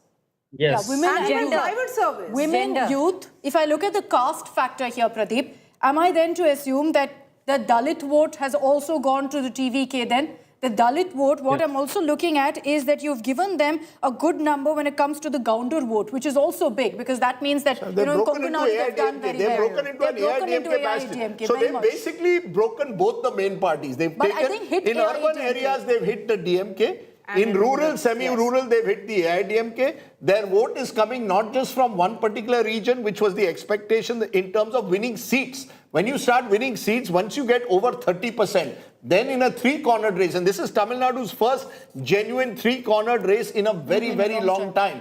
Once you get three-cornered, at 30%, you start winning seats. So 35% translating into this. Of course, the fact is the DMK-led alliance and the TVK are virtually in the same range. And the Congress, a section of the Congress which was saying, I told you so, So exactly, was pushing the Congress will be watching this. pushing Rahul Gandhi to say, let's go along with Vijay. No, Rahul And I Gandhi was told- also for it apparently. Rahul Gandhi was for it. Eventually, I think his mother, Sonia Gandhi, and a few of the older congressmen like Mr. Chidambaram prevailed and said, look, we cannot ditch our India alliance partner. But I know that Girish Chodankar, the general secretary in charge, Praveen Chakravarti, their pollster, a couple of others were saying, let's go with TVK. This is not. But either way, they didn't know what was going to come, but clearly this is a phenomenon. And I'm sure Praveen Chakravarti and others who are watching will say, I told you so, that Vijay is going to transform the map of Tamil Nadu. Now, that vote for Vijay, is it coming out of a sense of fatigue with these Dravidian parties or something else, Pradeep? What is the reason they are voting for Vijay? Is it a film star attraction? Is he seen as just a vote for change? Let's get something new, novelty factor. Because NTR was about Andhra Asmita, self-respect. This is not about Tamil self-respect. This seems to be more a vote for change, for something new. Change, Rajdeep, because if you see the demographic shift, particularly in the age group of 18 to 39, now this contributes 42%. 42% is almost half the population. Almost half the population. And also among the female, if you see the vote percentage among the female for TVK is 38%. 38% to 32. See the male and female gap among the TVK voters, 6-point gap. But if you see the DMK is getting more in male and less in female, and most importantly AIDMK, which used to be J. Jayalalitha's, the women voters used to be J. Rajdeep, you're right. Jayalalitha's. No, Rajdeep, you're right. So, But this is the worst possible news for AIDMK. So if TVK's vote share And is spread across the state, Pradeep, will it actually lead to higher vote to seat conversion? Possibility of that? That's what we see, and that is the precisely reason why, Maria, if that is not happening and we don't know, I mean, that micro level thing, I mean, DMK can do 110 also and TVK 98 also. So that is another possibility which is definitely there. You must see that and talk about that also. No, so If that basically is not happening in some of the there is a cities. he's either possibility the of a king or the higher seat kingmaker. sharing. He's definitely not someone who's, down and dwindled down to a single-digit number based on what Pradeep Gupta has put out. Because all of this while, the chatter was TVK will get, let's say, 25 to 30%. That's the max he can get a vote share. In numbers and seats, it would be under 10. Under 10 to look at the numbers that Pradeep Gupta has put out right now for the TVK at 98 to 120. And let's be very clear, Pradeep, in also the polling that you've done, I'm sure that everyone across Tamil Nadu didn't know who their candidate was. In assembly elections, your local They are face voting for matters, your TT, candidate they are matters. voting It's for only Vijay. Vijay, yes? No, and that's precisely They are why. voting only for Vijay and Vijay. Whistle. But Pradeep, that's why that is why now you can clearly say that this is a kind of a wave election. Because look at your rural and urban split as well. TVK is doing exceedingly well in the rural belt as well. If you go by these numbers and they've completely dug into the AIDMK vote. Yes. what Rajdeep is saying, I'll tell you where these numbers are coming from, the TVK's number. DMK is able to hold on to their 56%, meaning 34% going to TVK from DMK, and from AIDMK, 51% they are holding on to, 14 going to DMK and 32% going to TVK. So this is where both the major parties are conceding their votes to TVK.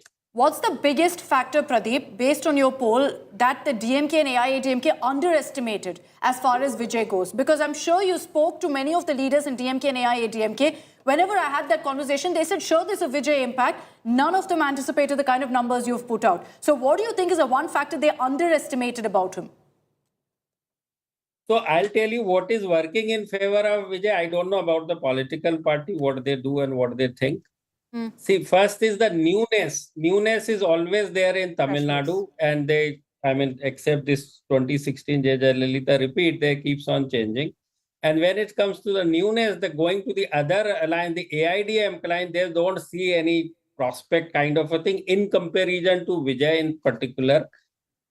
And the kind of efforts Vijay has put in for last 1 year or so, that is phenomenal. When you see in comparison with Kamal Hassan, what he tried to do that, particularly on ground and off the ground. See, here is the difference, on ground and off the ground. So this is something, the newness, people want change. Parivartan ke liye, they are 77% people are saying they voted for the change. The voter among the TVK voters, 77% they are saying for the change. And about 9% they are saying for the Vijay ke karan, PT Vijay ke karan, and Paki Thike development. It comes down to the word we were referring to in the beginning, Rajdeep, of matru. Change. I don't want to say I told you so, but you see my straight bad blog. Beware the Vijay factor. For the first time, I saw every young man, like I mentioned with those young kids who had just finished the marathon, young kids meaning 20 and above, first time voters, all of them. All of them said, we want to give Vijay a chance. And one of them said something interesting. He said, he can make 200 crores from doing films, but he's sacrificing all that to actually get into public life. Why should we not give him a chance? No. I'm just saying, I myself, it's the same NTR phenomenon of 30 years ago. I was hesitant to say that 20% could get 35. Pradeep Gupta, of course, his job is to poll. I don't think a reporter can take that challenge and say, look, it's going to be a sweep. This is not a sweep, but what it is not the a most... sweep, Rajdeep, I am telling you, otherwise the result it you will hold. Pradeep Gupta, you don't worry. Why are you worried? I'm not going to make you cry. You will not cry. We will smile together. Constantly. Election will come and go. All I'm saying is what you have predicted is an earthquake. What you have predicted is a political earthquake in Tamil Nadu. Why I kept you saying, Rajdeep? Because you love me the most among all the anchors. You love me the most. That is the reason. No, I know, because all I'm saying is it takes a lot of courage to make this prediction. Yes. As I said, I hope you make an equally courageous prediction for West Bengal as well. It's much tougher, as you've said. Some of the polls which are coming in have shown a BJP victory, but I will trust your poll much more than I will trust the others, because I know that you go to the ground and make that effort. Therefore, your Tamil Nadu poll will be taken very seriously at the moment, because it is a poll that completely redraws the map of a state which has seen a duopoly between the DMK and the AIDMK for 50 years. Oh Lord. A 50-year duopoly is being broken today. Not since 1971 have we seen an election like this. So Vijay is going where Kamal Hassan could not, Vijay Kant could not. We can go on with all the various actors. Shivaji Ganeshan could not. So it is actually an election, if these numbers hold, of a kind that India or Tamil Nadu certainly hasn't seen since the great NTR in 1983. But all of this is an exit poll. Exactly. How confident are you of your Tamil Nadu numbers? How confident are you of your Tamil Nadu numbers? I am confident. My range will stick to be there, which it may be 110 for DMK also. I keeps on saying again and again, and 98 for the TVK. But Pradeep, can I tell you why you're an outlier here? Because I'm going through some other polls that have come out. People are giving TVK 3 or 5 seats. Yes. So either, Pradeep, you've hit it out of the park and you've nailed the Tamil Nadu election, or Pradeep Gupta will have egg on his face on D-Day. Because most other polls are not giving TVK more than 5 or 6 seats. And you've given them a minimum of a 98. I'm telling you, I don't want to comment on others. They are doing good job. Let them do it. But these numbers, it may be, I'm telling you, maybe 98, a little lower than that, but definitely not 10, 20, 30 type. How much lower? Now you're saying what is the margin of error? Kitna low jayega 98 se agar gaya to? 98 से गया तो 70 के नीचे तो next to impossible है जाना. अच्छा तो 30 No, है plus and also what it is showing, Pradeep, is the wide variance between exit polls, and that's part of the problem. A lot of people are doing exit polls as fly-by-night operators throwing numbers at you, and you don't know what their background is, whether they are actually doing it seriously. Because if someone is giving 3 to 5 for TVK, and then someone is giving 98 to 120. Just look at the range. No, but I have to highlight here that as far as Pradeep Gupta's poll is concerned, I think he's taken due care in Tamil Nadu. The methodology, you look at the sample size, it's very different from the rest. And I think, Pradeep, you've ensured that focus on Tamil Nadu, looking at what happened in 2016. And also you refer to Bengal saying, nobody's speaking out. In Tamil Nadu, you have the other problem, which is that people say one thing to you and then do quite the opposite. So, that's one issue. So maybe, is there that margin of error that people are telling you, Vijay, but going ahead and, have voted for someone else, voted for another party? Is that a margin of error you're accounting for? Because that's an issue in Tamil Nadu constantly. That's what we are accounting for, because it's the first time, particularly to register in people's mind that symbol, it takes some time. And that is the precisely reason why you factored in. You factored in that margin of error. Factored in. That's what we have factored. Because it's amazing, Pradeep. I'm going through some more polls on Tamil Nadu. The maximum any poll is giving Tamil Nadu is 25. It starts from 0 and the maximum it goes to, and there are 5 or 6 polls, is 25. You're the only outlier here. Like I said, either Pradeep Gupta hits it out of the park and nails it come the 4th of May where Tamil Nadu is concerned, or Pradeep Gupta will have egg on his face. Either way, Pradeep, I think what you've done is one of the bravest calls that I've seen in an Indian election, in not a very easy state to predict. I hope you'll give us another call tomorrow on West Bengal as well, whichever way. It is not easy, again, as you said, because there are other elements and you're not getting all the respondents that you need. He promised us a surprise. Do you want to give us even a hint as to what you think will happen in West Bengal, or you don't want to give us even a hint? No hint. You don't want to go into the Bay of Bengal. You're happier. First phase का ही बता दो प्रदीप. नहीं तो मरीना बीच पे जाना पड़ेगा आपको वैसे ही. Your choice. अभी अगर आपके नंबर गलत निकले तो वो मरीना बीच पे मुझे आपको भेजना पड़ेगा. क्या करें आपको? So you better choose between Marina Beach and Bay of Bengal. You and me will go to Marina Beach and dance there. Don't worry. We'll go and watch Chennai Super Kings play. We'll go and watch Chennai Super Kings play Kolkata Knight Riders. Yes. Rajdeep, you can take him to Panayur, which is where Vijay resides. Just last question. Among all the states that you have predicted and you will be predicting Bengal as well, is Tamil Nadu the most exciting? Yes, precisely till today in my whole career, after 2017, Punjab, Tamil Nadu is the next one. Okay, so Punjab. Okay, we're going to leave it there. Pradeep Gupta, good to have you on the show. You promised a big surprise. And you have created a bit and give the numbers. Give the numbers I want to know one thing from you, Akshita, because these numbers, all of you are saying Palanisamy will be disappointed. Actually, Palanisamy, Pradeep will smile. I'll tell you why. Because he becomes the kingmaker. No, because, yes, and you are preventing the DMK from coming to power. Whatever happens, if these numbers are there, you will be in a situation, unless, let's say, one more situation. Vijay doesn't want to go with the BJP. Vijay doesn't want to go with the BJP. Let me give you one number. Yeah. With Pradeep's numbers, let's assume they are right. Right, halfway mark 109. In a 120, 234, I need 117. Congress gets 10. Yeah. Congress gets 10 and tells Vijay, we are ready to support you. Congress gets 10. Okay, so you're saying pull out of this side. Yeah, no, because that's what the Congress has been wanting. Sure. When I spoke to Vijay, he didn't agree to an interview. He was very keen on an alliance with the Congress. No, he was 100%, and he's spoken to Rahul Gandhi 2-3 times. I'll tell you what he's known to be very close in the sense. Do you think that's possible, Pradeep? What is the most in a hung assembly? Possible. what you are saying, Congress, BJP, AIDMK, anybody can support TVK. But Pradeep, why will the Congress do it? Will the Congress risk losing another ally 100%. when they are fighting somebody like in West Bengal, when they have That is someone who's their something- that ally is in the something- state? Why will the That is Congress something- risk 100% losing the DMK at a central level? They will have better negotiation and better alliance. I mean, once they lose that alliance, they are having much bigger partner in case of TVK. That's the case. No, and there is a frustration in the Tamil Nadu Congress. How long will we play second fiddle? Yes. How long will They're we still just playing sit back second fiddle. when Rahul Gandhi is a leader? When Rahul Gandhi is a leader who's loved in Tamil Nadu, we have the area bandwidth to grow, and so there's constantly this chatter in Tamil Nadu Congress saying, how long? How long will we sit back and let the DMK take charge? now, I think. I think We've been let trying to get you to Pradeep you've shocked. Pradeep is doing channel hopping. He's moving from one channel to the other, but he loves me so much he doesn't want to leave me. Yes. So Yes, Pradeep, क्या करें?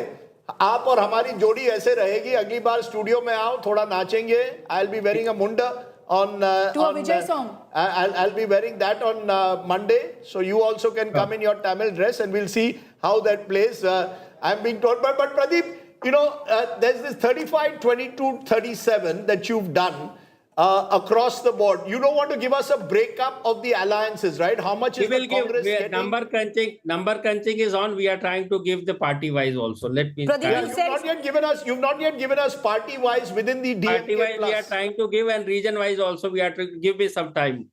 It's Pradeep, not you easy. sent shockwaves. TVK has gone into shock. We've been trying to get somebody on the phone line. Nobody's taking calls they're now. not in shock. They're celebrating. I can Nobody's tell you taking that, calls Pradeep, right they're very, now. very happy with the numbers you've given. I can tell you that. The because only a lot one. of them have messaged me saying, In wow, fact, the this is what we DMK told you about. They're not coming DMK on live. is We're saying let that you they're go not to wait that it much of a out. collapse. We're going to let you go now. Pradeep, thank you very much. Thank you for joining us. We look forward to having you with us tomorrow with the Bengal numbers. We hope that Thank comes you. our way tomorrow. Thank you. Thank you. Nandri. Nandri, Pradeep. Thank you. I'm stunned. Rajdeep, I'm stunned by the numbers that we have right Were you now. expecting it? Actually, I am not. I must confess. I could I see. think it was on March 2nd. I will give the date now. March 2nd, Rajdeep, you came to the newsroom and you told me, wait and watch. Yeah, Vijay will be a phenomenon like no other. There's going to be a wave I election. have seen, I do 35 years. I saw after a long time something different happening in Tamil Nadu. It's a state difficult to gauge because I'm not, I don't know the language. But I could sense that people were looking for a new face. Now, I don't know whether Pradeep has overestimated it. I'm going back to NTR. I'm just thinking what would Pranoy Roy and Durab Sopariwala have thought when they saw the numbers, NTR getting 40% vote. It could well be Pradeep has gone by the base of 37% vote. If that starts coming down, the seats start coming down. 35% is also for the DMK plus. Yes, but you see, so the what moment he's Vijay comes suggesting is down, that he's doing the same level of vote consolidation as the 35%. DMK and ensuring a conversion to seats as a DMK. How is his fandom different from other superstars who entered politics? No, I think he said something to me when I spoke to him. In politics, and it was an interesting thing for a first time, sometimes you have to be at the right place at the right time. This is that election without Karunanidhi and Jayalalitha there. Yes. This is an election where MK Stalin, I think, has done a decent job on governance, but there were question marks over many of the legislators. Much like what Mamata Banerjee has also faced in Tamil Nadu. The question marks in West Bengal, question marks over legislators and their functioning. There was also the fact that the AIDMK has not recovered from the loss I think that's the Jayalalitha. biggest factor. So Rajdeep. Tamil Nadu suddenly found itself at being at the right place at the right time, much like in 83. Andhra was a completely Congress-dominated state. Congress fighting with the Congress. And suddenly comes a new person and Vijay is a young... You see, the demographic of this country is becoming younger and youngsters are impatient. It's like Akshita wants to be editor at the age of 30, right? Preeti wants to be editor at the age of 21. You want to be editor at 25. I'm 61 and still not... and still struggling to do that. But Sandeep Shastri, why don't you tell us what you're looking at these numbers? Is this a phenomenon, if these numbers hold, of a kind that we haven't seen since NTR in 83? Go ahead, Sandeep. Meanwhile, we've got a poll of polls, and the poll of polls is actually showing, Sandeep, that we are a complete outlier here. Just go through all the polls. Everyone else is putting him below 25 seats. What does Pradeep Gupta do? Give him 98 to 120. Your first reaction, this is absolutely amazing what's being seen on screen. Rajdeep, if these numbers hold, I think Axis My India is the only one which has been able to project a party which has been untested. But I will be a little cautious in comparing this to MGR or anybody, or even NTR, because remember, MGR, NTR won landslide majorities when they first contested. No, but Now, MGR got a here you 30% are plus looking vote share, much at like what we're predicting for Vijay, sir. Here you are looking at, even if the TVK does well, you are looking at a max of 120 out of 234. So it would be a majority, close to majority, but nothing like the NTR phenomenon or the MGR phenomenon. Yet, I think, as you rightly put it at one point in the debate, if this were to be the result that finally comes out, Tamil Nadu would have broken away from its by-alliance contest to a three-pronged contest, which by itself is a huge development in Tamil Nadu politics. And this near collapse of AIA-DMK. No, the TVK has grown at the cost of the AIDMK, very clearly. Tuhin Sinha also joins us right now from the BJP. Tuhin Sinha, the Tamil Nadu numbers are shocking, and it will be a tad more shocking for the BJP, because just in case, what if the TVK falls short of majority if these numbers hold and they need an ally? There are plenty there. And the AIDMK could very well leave you and say, we are going with him. Well, good evening, Preeti. Good evening, everybody. You know, I had spent about 10, 11 days in Tamil Nadu and across Tamil Nadu. That included Chennai, Madurai, Trichy, Tanjavur, and that belt, including Sattur. And I can tell you that while Pradeep is a good friend, he's a very diligent pollster. I think either he's got carried away this time or he's not been able to comprehend either the language, you know, the barriers in Tamil Nadu, or, you know, the intricacies of Tamil Nadu politics. Because just a second. If you believe his Assam numbers, then you have to take his numbers from Tamil Nadu. You can't pick one. If one is kosher, then the other one will also need to be. I consider him. I consider him, he's a very diligent pollster, one of the very few who does a lot of groundwork, but there is always a possibility that in one particular state you've not be able to comprehend the intricacies. And mind you, even if you travel to Tamil Nadu, I doubt if you will be able to understand the intricacies in the first election. It will take you many more elections to comprehend the intricacies. So as far as Tamil Nadu is concerned, I do believe that NDA is ahead, because and all of these things have changed dramatically in the last 3 weeks. We have put up a very sustained campaign, and yes, when it comes to DMK, there was the same anger that is there against Mamata Banerjee in Bengal, because they are complicit in drug mafia. Their leaders like Jafar Sadiq, who was an office bearer in DMK, was caught red-handed drug trafficking. Allow me to complete. When you're talking about real...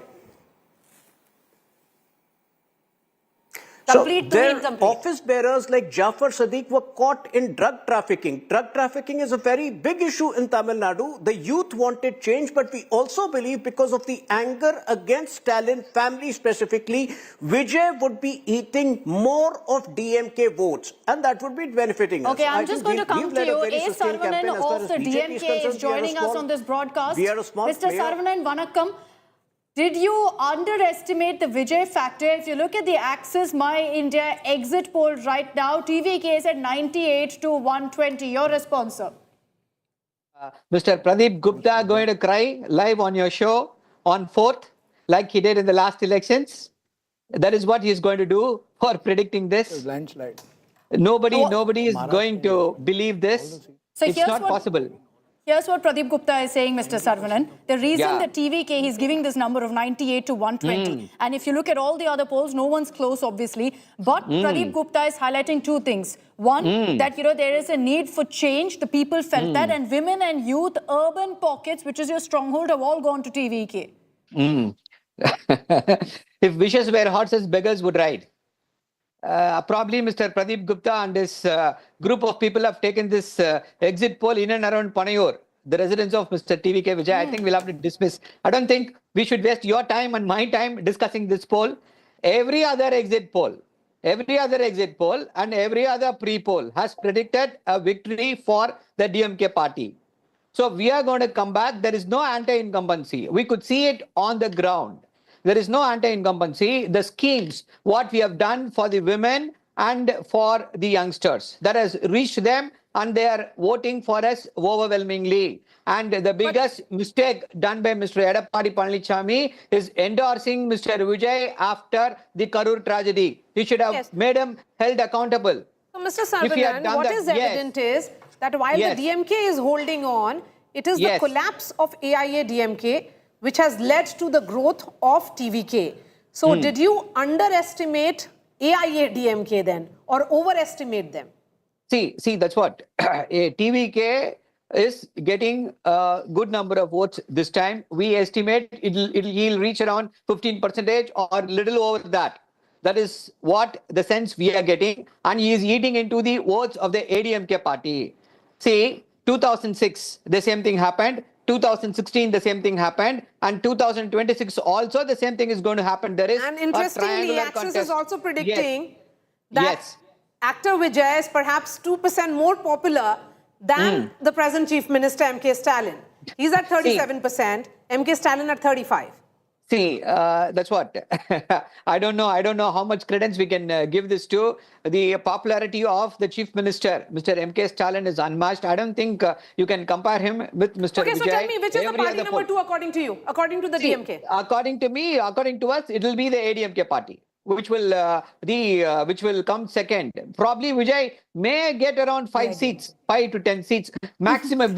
If they get more than 5 seats, that is their best result. The two Dravidian parties agreeing with each other that their main competitor is the other Dravidian party. But let's put it out again for our viewers. If you missed the Axis My India exit poll numbers on Tamil Nadu, here it is on your screens. Absolutely mind-blowing, because according to Pradeep Gupta's Axis My India, this is what the Tamil Nadu picture could look like on May 4th, that the TVK will be at 98 to 120, the DMK plus. I'll again highlight that this is DMK plus. So it's DMK plus their allies all put together at 92 to 110. The AIA DMK plus the NDA at 22 to 32. This could play out in many different scenarios. Hung Assembly could make this very interesting. But let me show you the vote share as well. What's interesting is one of the biggest questions for TVK is whether they can convert a vote share into seats. Look at the vote share numbers right now based on the Axis My India exit poll. The DMK plus is at 35%. As is the TVK. The TVK also is at 35%. So both of them have the exact same vote share. But if you look at it in numbers, Pradeep Gupta does suggest that TVK could be somewhere between 98 to 120. The AIA DMK is at 23%. And this again, let me highlight, is with their allies. The TVK is fighting solo this election. So it's one party versus this entire group of parties, this alliance, whether it's the DMK or AIA DMK. Tuhin Sinha, once again bringing you back on the numbers that we're showing. You know, the anti-incumbency vote, if you look at this, has not gone with the AIA-DMK, it's gone to Vijay. So he has eaten into both sides, but it looks like he's definitely eaten more into the AIA-DMK vote bank, rural and anti-incumbency vote. I'm at 160, I feel. See, if you followed Vijay's campaign closely, you know, it was an erratic campaign. I don't know how many of his own programs he cancelled in the last 2 weeks, because he himself has not been very confident. Yes, as a vote share, definitely he would be getting, somewhere between 15 to 20%, because that is what I've been hearing on the ground also. There is a section clearly supporting him. But fact is, the anger against DMK is also a reality that cannot be wished away. And because of that anger, we believe that he would be eating largely into the DMK vote. That, of course, you will see towards the end of the elections. We are a small player over there, but I think we have nothing to lose. We have put up, we will be recording our best performance till date. But as a whole, it's the NDA which will benefit from the anti-incumbency vote, number one, plus Vijay eating into the DMK pie largely. Okay, so your suggestion, go ahead, Mario. Yes, please. Go ahead, Rajat. I was just doing the number crunching. If these numbers were to hold, in 2021 elections, the DMK plus was at 45%, so they've come down 10%. And AIA DMK was somewhere around 40%, so they've come down 17%, 15 to 17%. So, around this election, the rhetoric was that who is TVK going to benefit?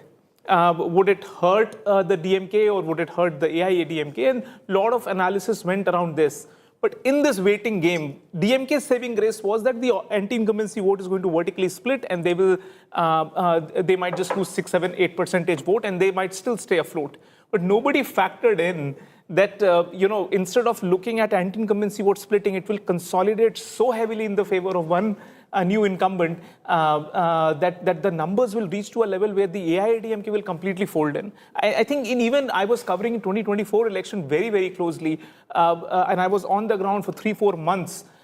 EPS does not carry the charisma at all. No. I mean, DMK party is languishing. I mean, even Bailmani and bunch of other leaders still have that dynamism, but not EPS. No, EPS, I think this is a huge question mark on his leadership. He's still someone, if you talk about goodwill, nobody has any sort of problem with EPS, but the problem is he's not a strong enough leader to be a face. In that perception battle, he loses out. Rajdeep referred to timing of each of the superstars who entered politics. Vijay's timed it well. Why? Not because there was fatigue against Dravidian parties, but I think he's taken advantage of the fact that there's a weak AIADMK right now. Yeah. The biggest factor that's worked for Vijay timing-wise is EPS. If for MGR, it was the passing of Kamarajar and then that void when 1977 he made the most of. Kamal Hassan's bad timing was because the first election he chose to fight was a Lok Sabha election. Was a 2019 election. That one, all the scheme-centric reaching out to the voters to delimitation issue, wherein Mr. M.K. Stalin emerged as the savior of not just Tamil Nadu, but also entire language issue. bloc.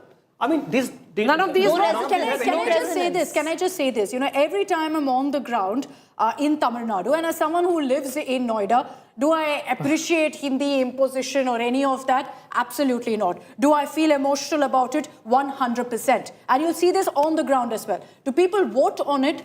No, they don't. They don't vote on it. The only thing it translates to is anti-BJP maybe. It doesn't mean necessarily it's a pro-DMK vote. It's not like they're going to say, okay, DMK is the one that will stand by our rights, so we will choose them. Okay. What it does is it creates a narrative against the BJP. The DMK, by creating that narrative, has made their number one enemy the BJP, when perhaps their focus should have been more on Vijay, on TVK, and not so much the AIADMK BJP. Mr. Sarvanan wants to come in. And also, I think the fascinating... The more you give him gas, the more he will... So this is what you constantly heard. This was the in every other debate that I had on Vijay, the DMK, Mr. Saravanan knows this full well. The DMK very often would not come because I'll be told that, we don't want to give him unnecessary attention. So that's we don't want to treat it as a Stalin versus Vijay battle. What is done very cleverly... Mr. Saravanan, you know. Okay, Mr. Saravanan wants to... go ahead. Yeah. See, I'm saying, please save all this for the 4th.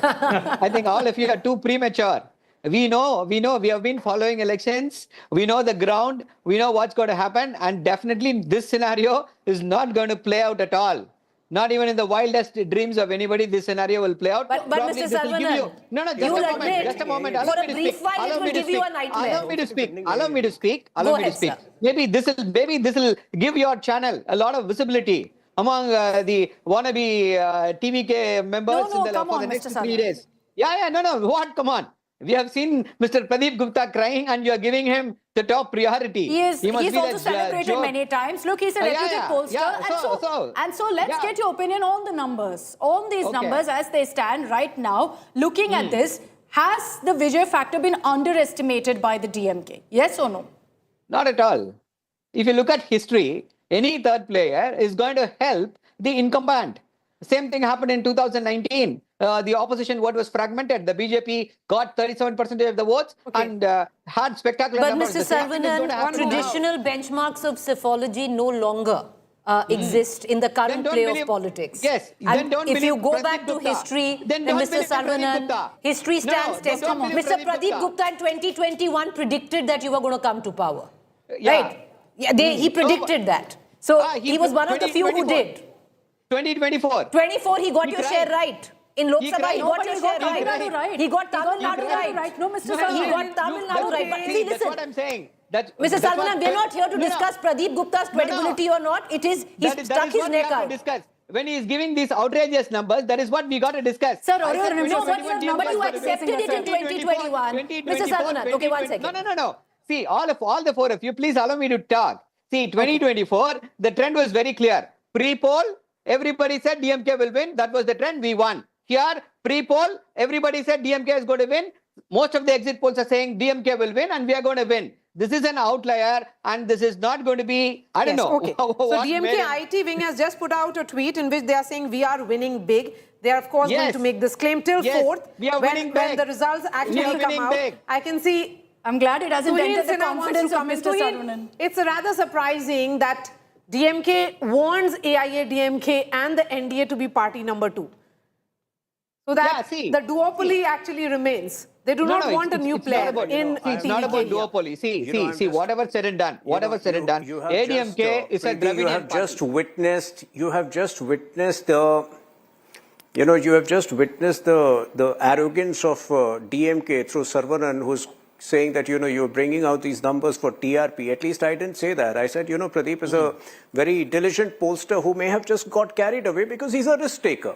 A risk taker is entitled, he has the right to commit one or two mistakes. But here, definitely, he is not, he's not in sync with the ground situation because, like I said, I mean, to win that number of seats, the least that TVK would have done is to come across as a more disciplined player. Having said that, can I just make a point here? Share will be It's interesting that you have a debate where both the major parties are disbelieving the numbers. And I think what Vijay did very interestingly is he didn't come on camera, wouldn't speak. He didn't want to reveal his agenda. As he told me again in that interaction, let this mystique and mystery remain. I don't know whether you use the word mystery or mystique. Let it remain. I said, sir, if you come, speak your agenda. He said, no, let it remain like this. So what you've had is someone who's not spoken to the media, who stayed away from all the contentious issues in terms of being asked questions. Where is your organization? How are you going to build? What is your agenda? He's followed some of the schemes that the DMK has put forward, the 8,000 rupees coupon, and said, I'll give you more. He's spoken about giving gold. So he's also given his share of schemes. I'm just surprised by these numbers for one reason. Traditionally, we've seen, as we saw in Assam, if you've given cash income transfer schemes, they are resulting in huge benefits. Just in the month of February, DMK gave 5,000 rupees as a bonus which went for 3 months. And they have also given a number of cash transfer schemes for women in particular. If these numbers hold, it suggests that even those cash transfer schemes have not worked when there is a mood for change. Is it a sign for what could happen in Bengal, another state where Lokhit Bhandar and the cash transfer schemes have kept Mamata Banerjee's government in power? Does a time come when people will say enough is enough, we want something more, or we want something new, let's try something different? I'm just wondering, Mr. Saravanan, did all of you in some way either underestimate or you just didn't know how to handle Vijay's factor? You all were all taken aback somewhere. Even after the Karur stampede, there doesn't seem to have been any anger against him. Did Vijay take you by surprise? It's a classic surprise operation. Rajdeep, it's not. If these numbers hold, if these numbers hold. Rajdeep, there is Palmuri in Tamil. We call Atteikku Mise Molathal, Chittappa. It means if an aunt grows a mustache, will he become an uncle? That is what we say colloquially in It's the same Tamil. saying in North India also, Mr. Saravanan. So let's not go there. See, you say all of you underestimated. I am saying only you are overestimating him. I don't know for what reasons. That is why I have no reason. I have no reason. I spent 2 hours in a Chennai sun outside Vijay's house. Waiting for one I'm not soundbite. mentioning you. I'm talking about the whole of you because nobody has given these numbers. Nobody has predicted these numbers. It is impossible. Knowing Tamil Nadu very well, how the seats, everybody polls constituency by constituency, how the local MLAs work and all that, how there is nobody else there on the ground. These numbers are outrageous. And only one thing. See, let's assume or presume these numbers 35%. If both of them are getting 35%, then all of them should be pegged at the same number of seats. How 135% alone will get 120 seats and 135%. No, that can happen. So that can happen because your seats. You're getting your seats, for example, in urban areas. All that will happen only with Mr. Pradeep Gupta, and all that will happen only with this exit poll. That is the problem. No. Let's bring in Sandeep Shastri now. Sandeep Shastri has been patiently listening to both the sides. Sandeep Shastri, given, it's the point that has been made by Rajdeep, particularly about welfareism, perhaps it also has a shelf life. Mr. Shastri, if you heard. Maria, I couldn't hear your question. Welfareism, given all the announcements and women and youth, they are getting the benefits of the state. And still, if the women voters move away, they look at a new player in the market, in actor Vijay. The Gen Z is looking at a new player in actor Vijay. What does it actually mean? That's welfareism, all these top-up schemes, everything has a shelf life. Maria, we have noticed in past elections also, there is always a basket of factors which play a role. It's not that welfareism is not important. It's not that the social security net which governments provide is not important. But many a time for a voter at a given point of time, other factors could come into play. And if Pradeep's projections are right, possibly there is a movement for change.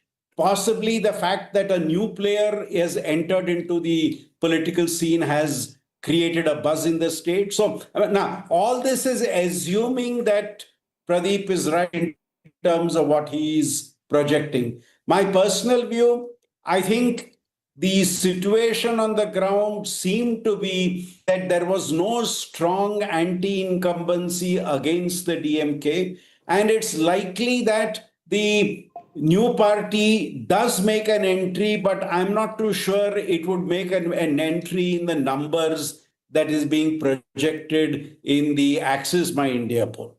No, you're right, Mr. Shastri, in highlighting, and this is something Rajdeep and I have spoken about as well, that there is a great deal of goodwill for Stalin. You know, there's no great sense of anti-incumbency against Stalin. People do believe he's done good work, whether it's in cities or otherwise. You had the DMK even releasing a Chennai-based manifesto speaking about the infrastructure and development. But this seems beyond just a point of anti-incumbency now. If you look at the numbers that Access My India has given for TVK, it's more about wanting change, irrespective of whether they had an issue with governance, irrespective of whether they had an issue of law and order or any of that. This seems more of a mandate saying, look, a new person has come in, we need to give him a chance, which is why you can never actually undermine the very basic campaign line that even Vijay used, saying, I have left everything and come to the fore, give me one chance. It is as cliched as it gets, but it's a cliche that works in every election. That when a newbie, a superstar like Vijay comes in, yes to him.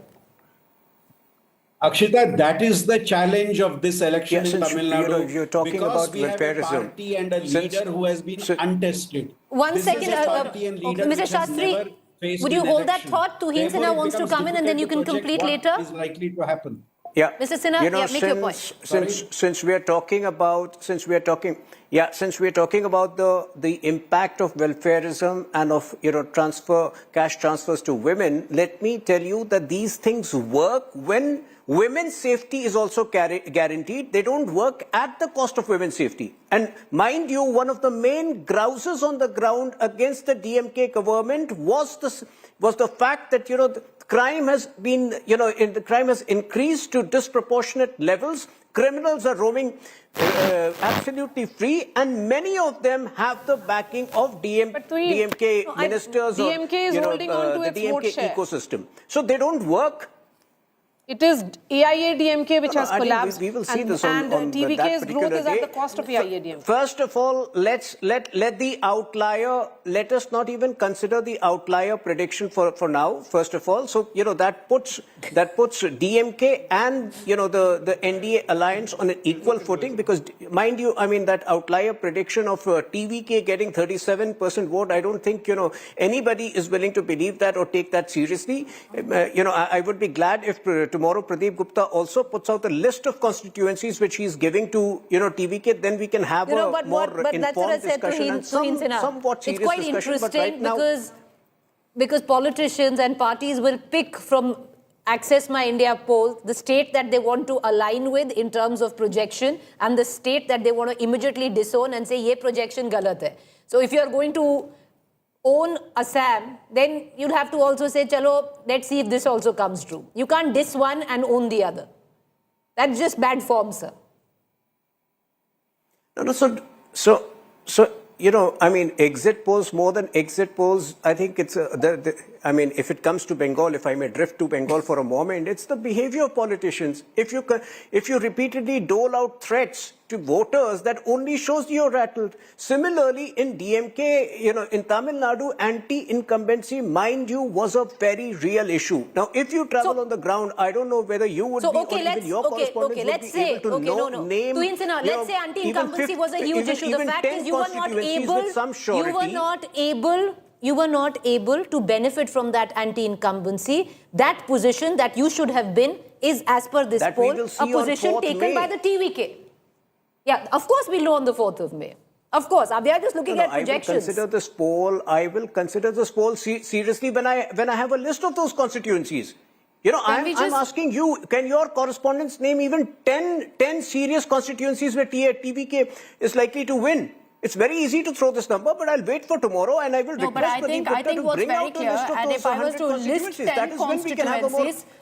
That is when we can have a more informed discussion. Sure, they have strong leaders and some of them, mostly newbies. You're right in highlighting that to him. But if these numbers, as Access My India has predicted, stands, it's beyond all these candidates and whatnot. The picture that they've seen is one phase. When they've seen the whistle symbol, they've seen Vijay. They haven't bothered about local candidates. And that goes against everything we know about assembly elections as well. There are local candidates, the face matters. Yes, Mr. Saravanan.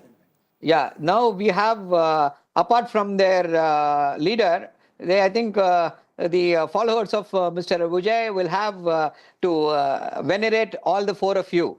Mr. Rajdeep Mr. Saravanan, please, numbers pati pesunga in the madri. No. Akshita, Preeti and Maria. So all 3 of you are going to be the demigods. Sir, I faced enough brickbats from from DMK supporters. So let's not go into social media and the fights, sir, please. I'm just pointing out what will happen when you put this unbelievable numbers. I think nobody is going to believe all these numbers. Mr. Saravanan, I'll focus on the numbers of the male and female numbers. Let's not make social media threats, yeah? Come on.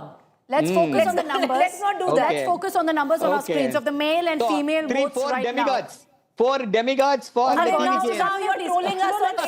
The numbers are not us. We are not the psephologists. We are putting out numbers. You are the... He's having fun. He's having fun. Okay, Mr. Saravanan, we get it. You're having fun with this. Akshita, all the 4 of you are defending him like this. Sir. Nobody even from their party will do this. Journalistic inquisition. One second, sir. Mr. Saravanan, journalistic inquisition. We'll have fun with you. I'm not passing judgment. I am only saying what will happen. We'll have fun with you, sir. Let's bring it back to the numbers. All the 4 of you are going to be very, very popular in the state of Tamil Nadu. Mr. Saravanan, let's move away from him and bring in Professor Sandeep Shastri. Professor Sandeep Shastri, Rajdeep says that actor Vijay wanted that mystique to be around him, and that is the reason why he did not give interviews. He wanted that aura, or should I say enigma, around him as to what he is thinking. And that may be also one of the reasons why the Gen Z moved towards him, because they like that suspense.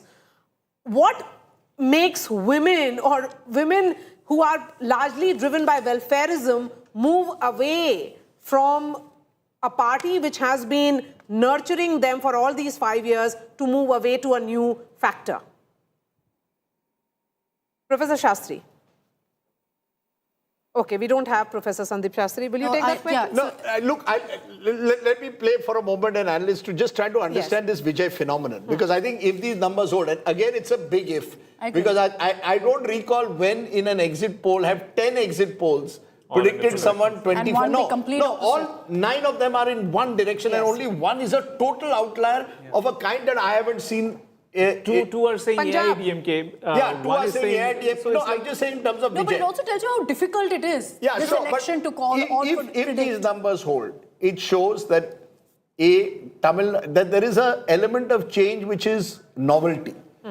Change is not always anti-incumbency. We normally associate state that people are angry with a particular party and therefore are voting against it. What this Vijay phenomenon is showing, that there is an element of novelty. Now, a film star has his celluloid appeal, so he gets his fan clubs and has that appeal around him. But to translate that into actual votes suggests that there is a novelty factor, there is a timing factor. Rajnikant, for example, for years thought about entering politics, much bigger star than Vijay, but that time Karunanidhi and Jayalalitha were overwhelming figures. Tamil Nadu has suffered from a political vacuum ever since the exit, since the death of Jayalalitha and Karunanidhi. Who was going to fill it? Now, Kamal Hassan tried. You see, but the truth of the matter is what Vijay has done is Vijay has become he's a populist star. Kamal Hassan was not a populist star. Kamal Hassan was a great actor. Yes, he was I an agree. actor. There's two different superstar definitions. Now, MGR also was 25 years in the Dravidian movement. Annadurai, there's a great book called Image Trap, made him do roles that would fit in as the boy who's going, as the do-gooder, as someone always there for the poor. It's not as if Vijay has done those roles only. He's been, someone who's become a Gen Z phenomenon. Yeah. I think if these numbers hold, as we've been discussing, Mahila vote in election after election, and we'll probably discuss it in the context of Bengal, where it's going to be important, there is the youth vote. This Yuva vote, this Yuva anger, restlessness, I don't call it anger, restlessness. Kuch naya karna hai, impatience. I think there's an impatience that the young who've never seen Jayalalitha, never experienced Karunanidhi, who are saying, I have no memories of either, who are saying, I want to see something new. Now, that won't happen in most states. But maybe in Tamil Nadu, because the cinematic experience provides something so new and different to them, Vijay has been able to capture that if these numbers hold. I keep saying it's a big hole. Mr. Sarvanan will be able to throw egg on all our faces. He's smiling at the moment. And so this isn't our exit poll. No, it's not our exit poll. But since we are giving it, he will clearly try and throw Pradeep Gupta into Marina Beach, into the sea of Marina Beach. No, he won't do that. Don't do that. He might want to do it to us. But I'm just saying, if these numbers hold, I think the message is the Yuva of this country wants to see something new. And that's why, Narendra Modi, one of the things he does quite successfully, yesterday you saw him play football in Sikkim. He keeps himself engaged with newer, younger voters. So that they don't feel a sense that, yaar, ye 75 saal ka but so did Stalin. No, Stalin tried, he was but it doesn't come naturally. He did a campaign called Vibe with MKs. Yeah, but please, it doesn't come naturally to MK Stalin. He's doing it. It comes naturally to Prime Minister Modi. No, Mr. Modi has a whole team who does it for him. But for Vijay, that's who he is, right? That's his fan base. No, but it's not just his fan base. I didn't think that the fan base, the fan base is the core. Then you have the women who also feel perhaps that, okay, we are getting all this from these parties, but, maybe we want something new. I'm just saying that Tamil Nadu voters seem very restless this time. No, they'll tell you one thing. Restlessness is coming out. Again, Sarvanan, you're a good lawyer. I'm just trying to make a case for our numbers. So I could be very wrong and you could throw the egg on my face. I'll be happy to have it on that day. No. Beautifully, the way with which Vijay has, flown below the radar without getting into the crosshairs of the DMK and the BJP, AIDMK at all. Otherwise, trying to disturb his calculus, DMK could have gone overboard and used the state instruments to ensure that he doesn't have a safe sort of... In fact, I've been speaking to, some leaders within the DMK, and their assessment was that before the Karur tragedy, DMK, actor Vijay was around 40% plus. Post this tragedy, his numbers did come down.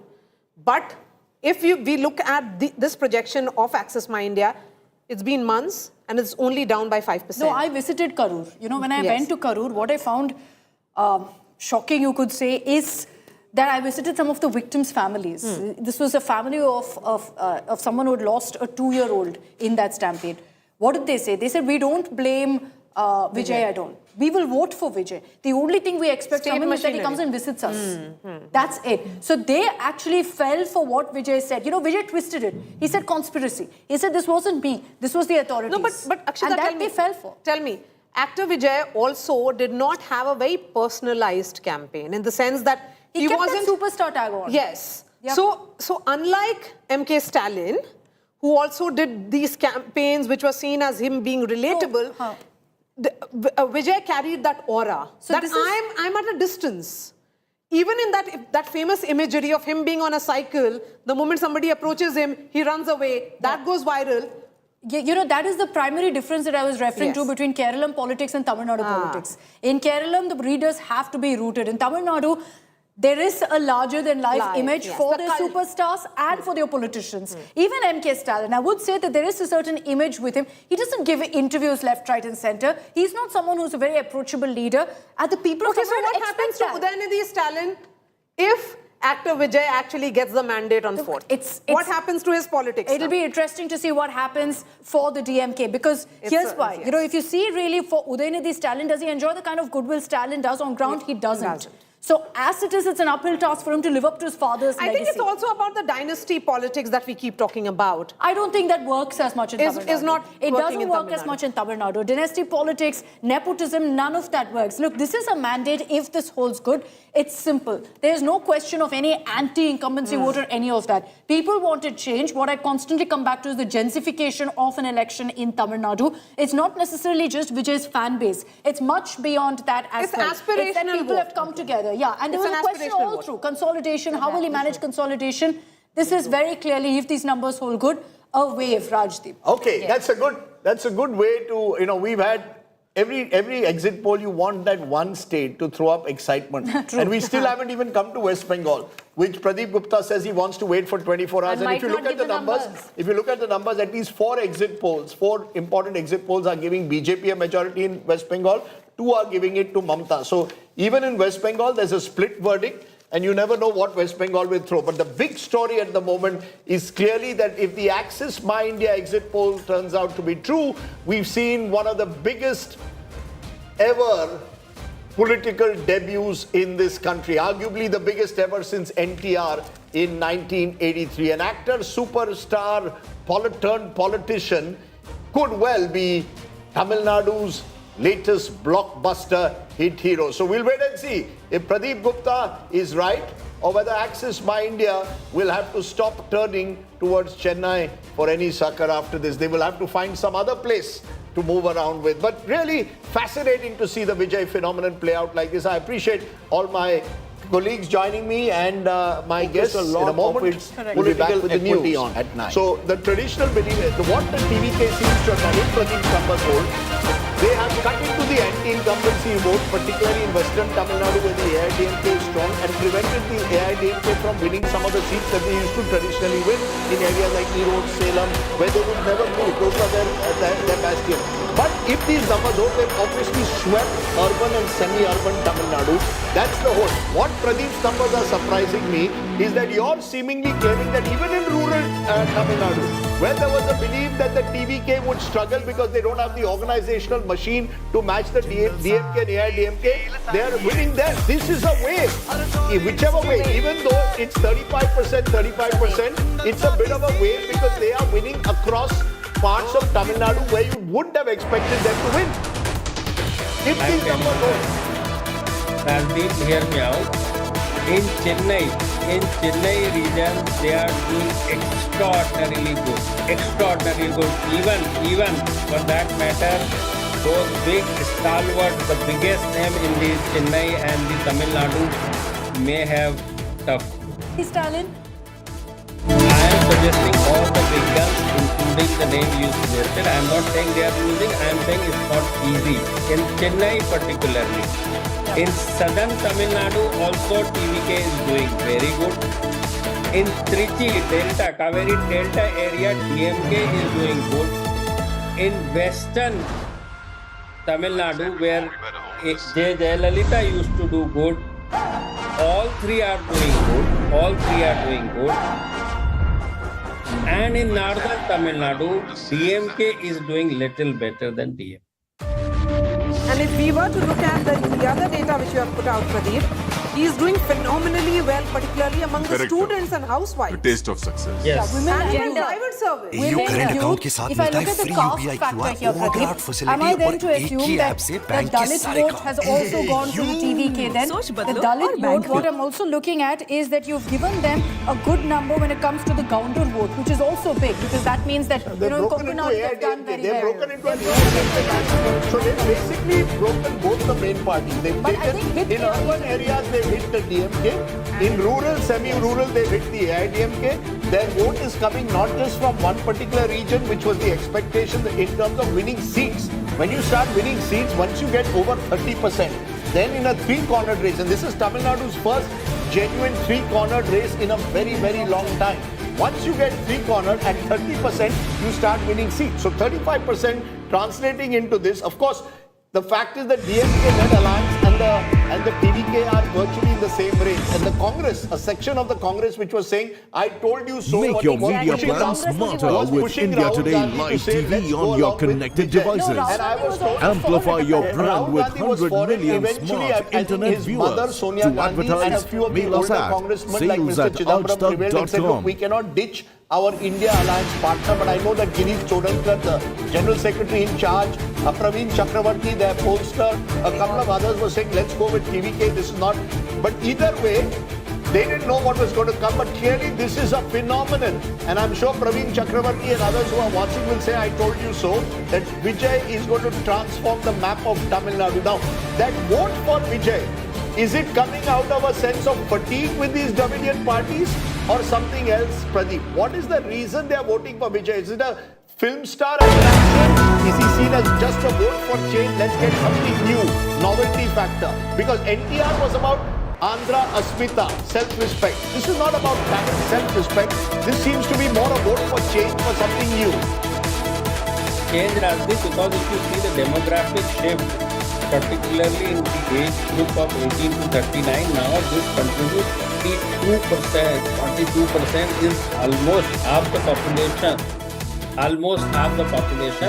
And also among the female, if you see the vote percentage among the female for TVK is 38%.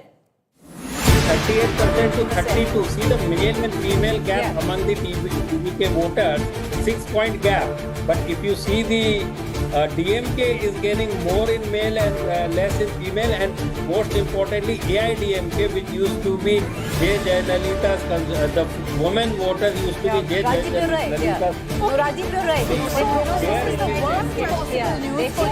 So if TVK's vote share is spread across the state, Pradeep, will it actually lead to higher votes to seat conversion? Possibility of that? That's what we see, and that is the precisely reason why, Maria, if that is not happening and we don't know, I mean, that micro level thing, I mean, DMK can do 110 also and TVK 98 also. So that is another possibility which is definitely there. You must see that and talk about that also. No, so if that is not happening in some of the he's definitely not someone who's, down and dwindled down to a single-digit number based on what Pradeep Gupta has put out. Because all of this while, the chatter was TVK will get, let's say, 25 to 30%. That's the max he can get a vote share in numbers and seats. It would be under 10. Amplify your brand with look at the numbers that Pradeep Gupta has put out right now for the TVK at 98 to 120. And let's be very clear, Pradeep, in all sort of polling that you've done, I'm sure that everyone across Tamil Nadu didn't know who their candidate was. In assembly elections, your local face matters, your candidate matters. Co-powered by Jindal Stainless. And that's precisely why. And listen. But Pradeep, that is why now you can clearly say that this is a kind of a wave election. Because look at your rural and urban split as well. TVK is doing exceedingly well in the rural belt as well. If you go by these numbers and they're completely dug into the AIDMK vote. Yes.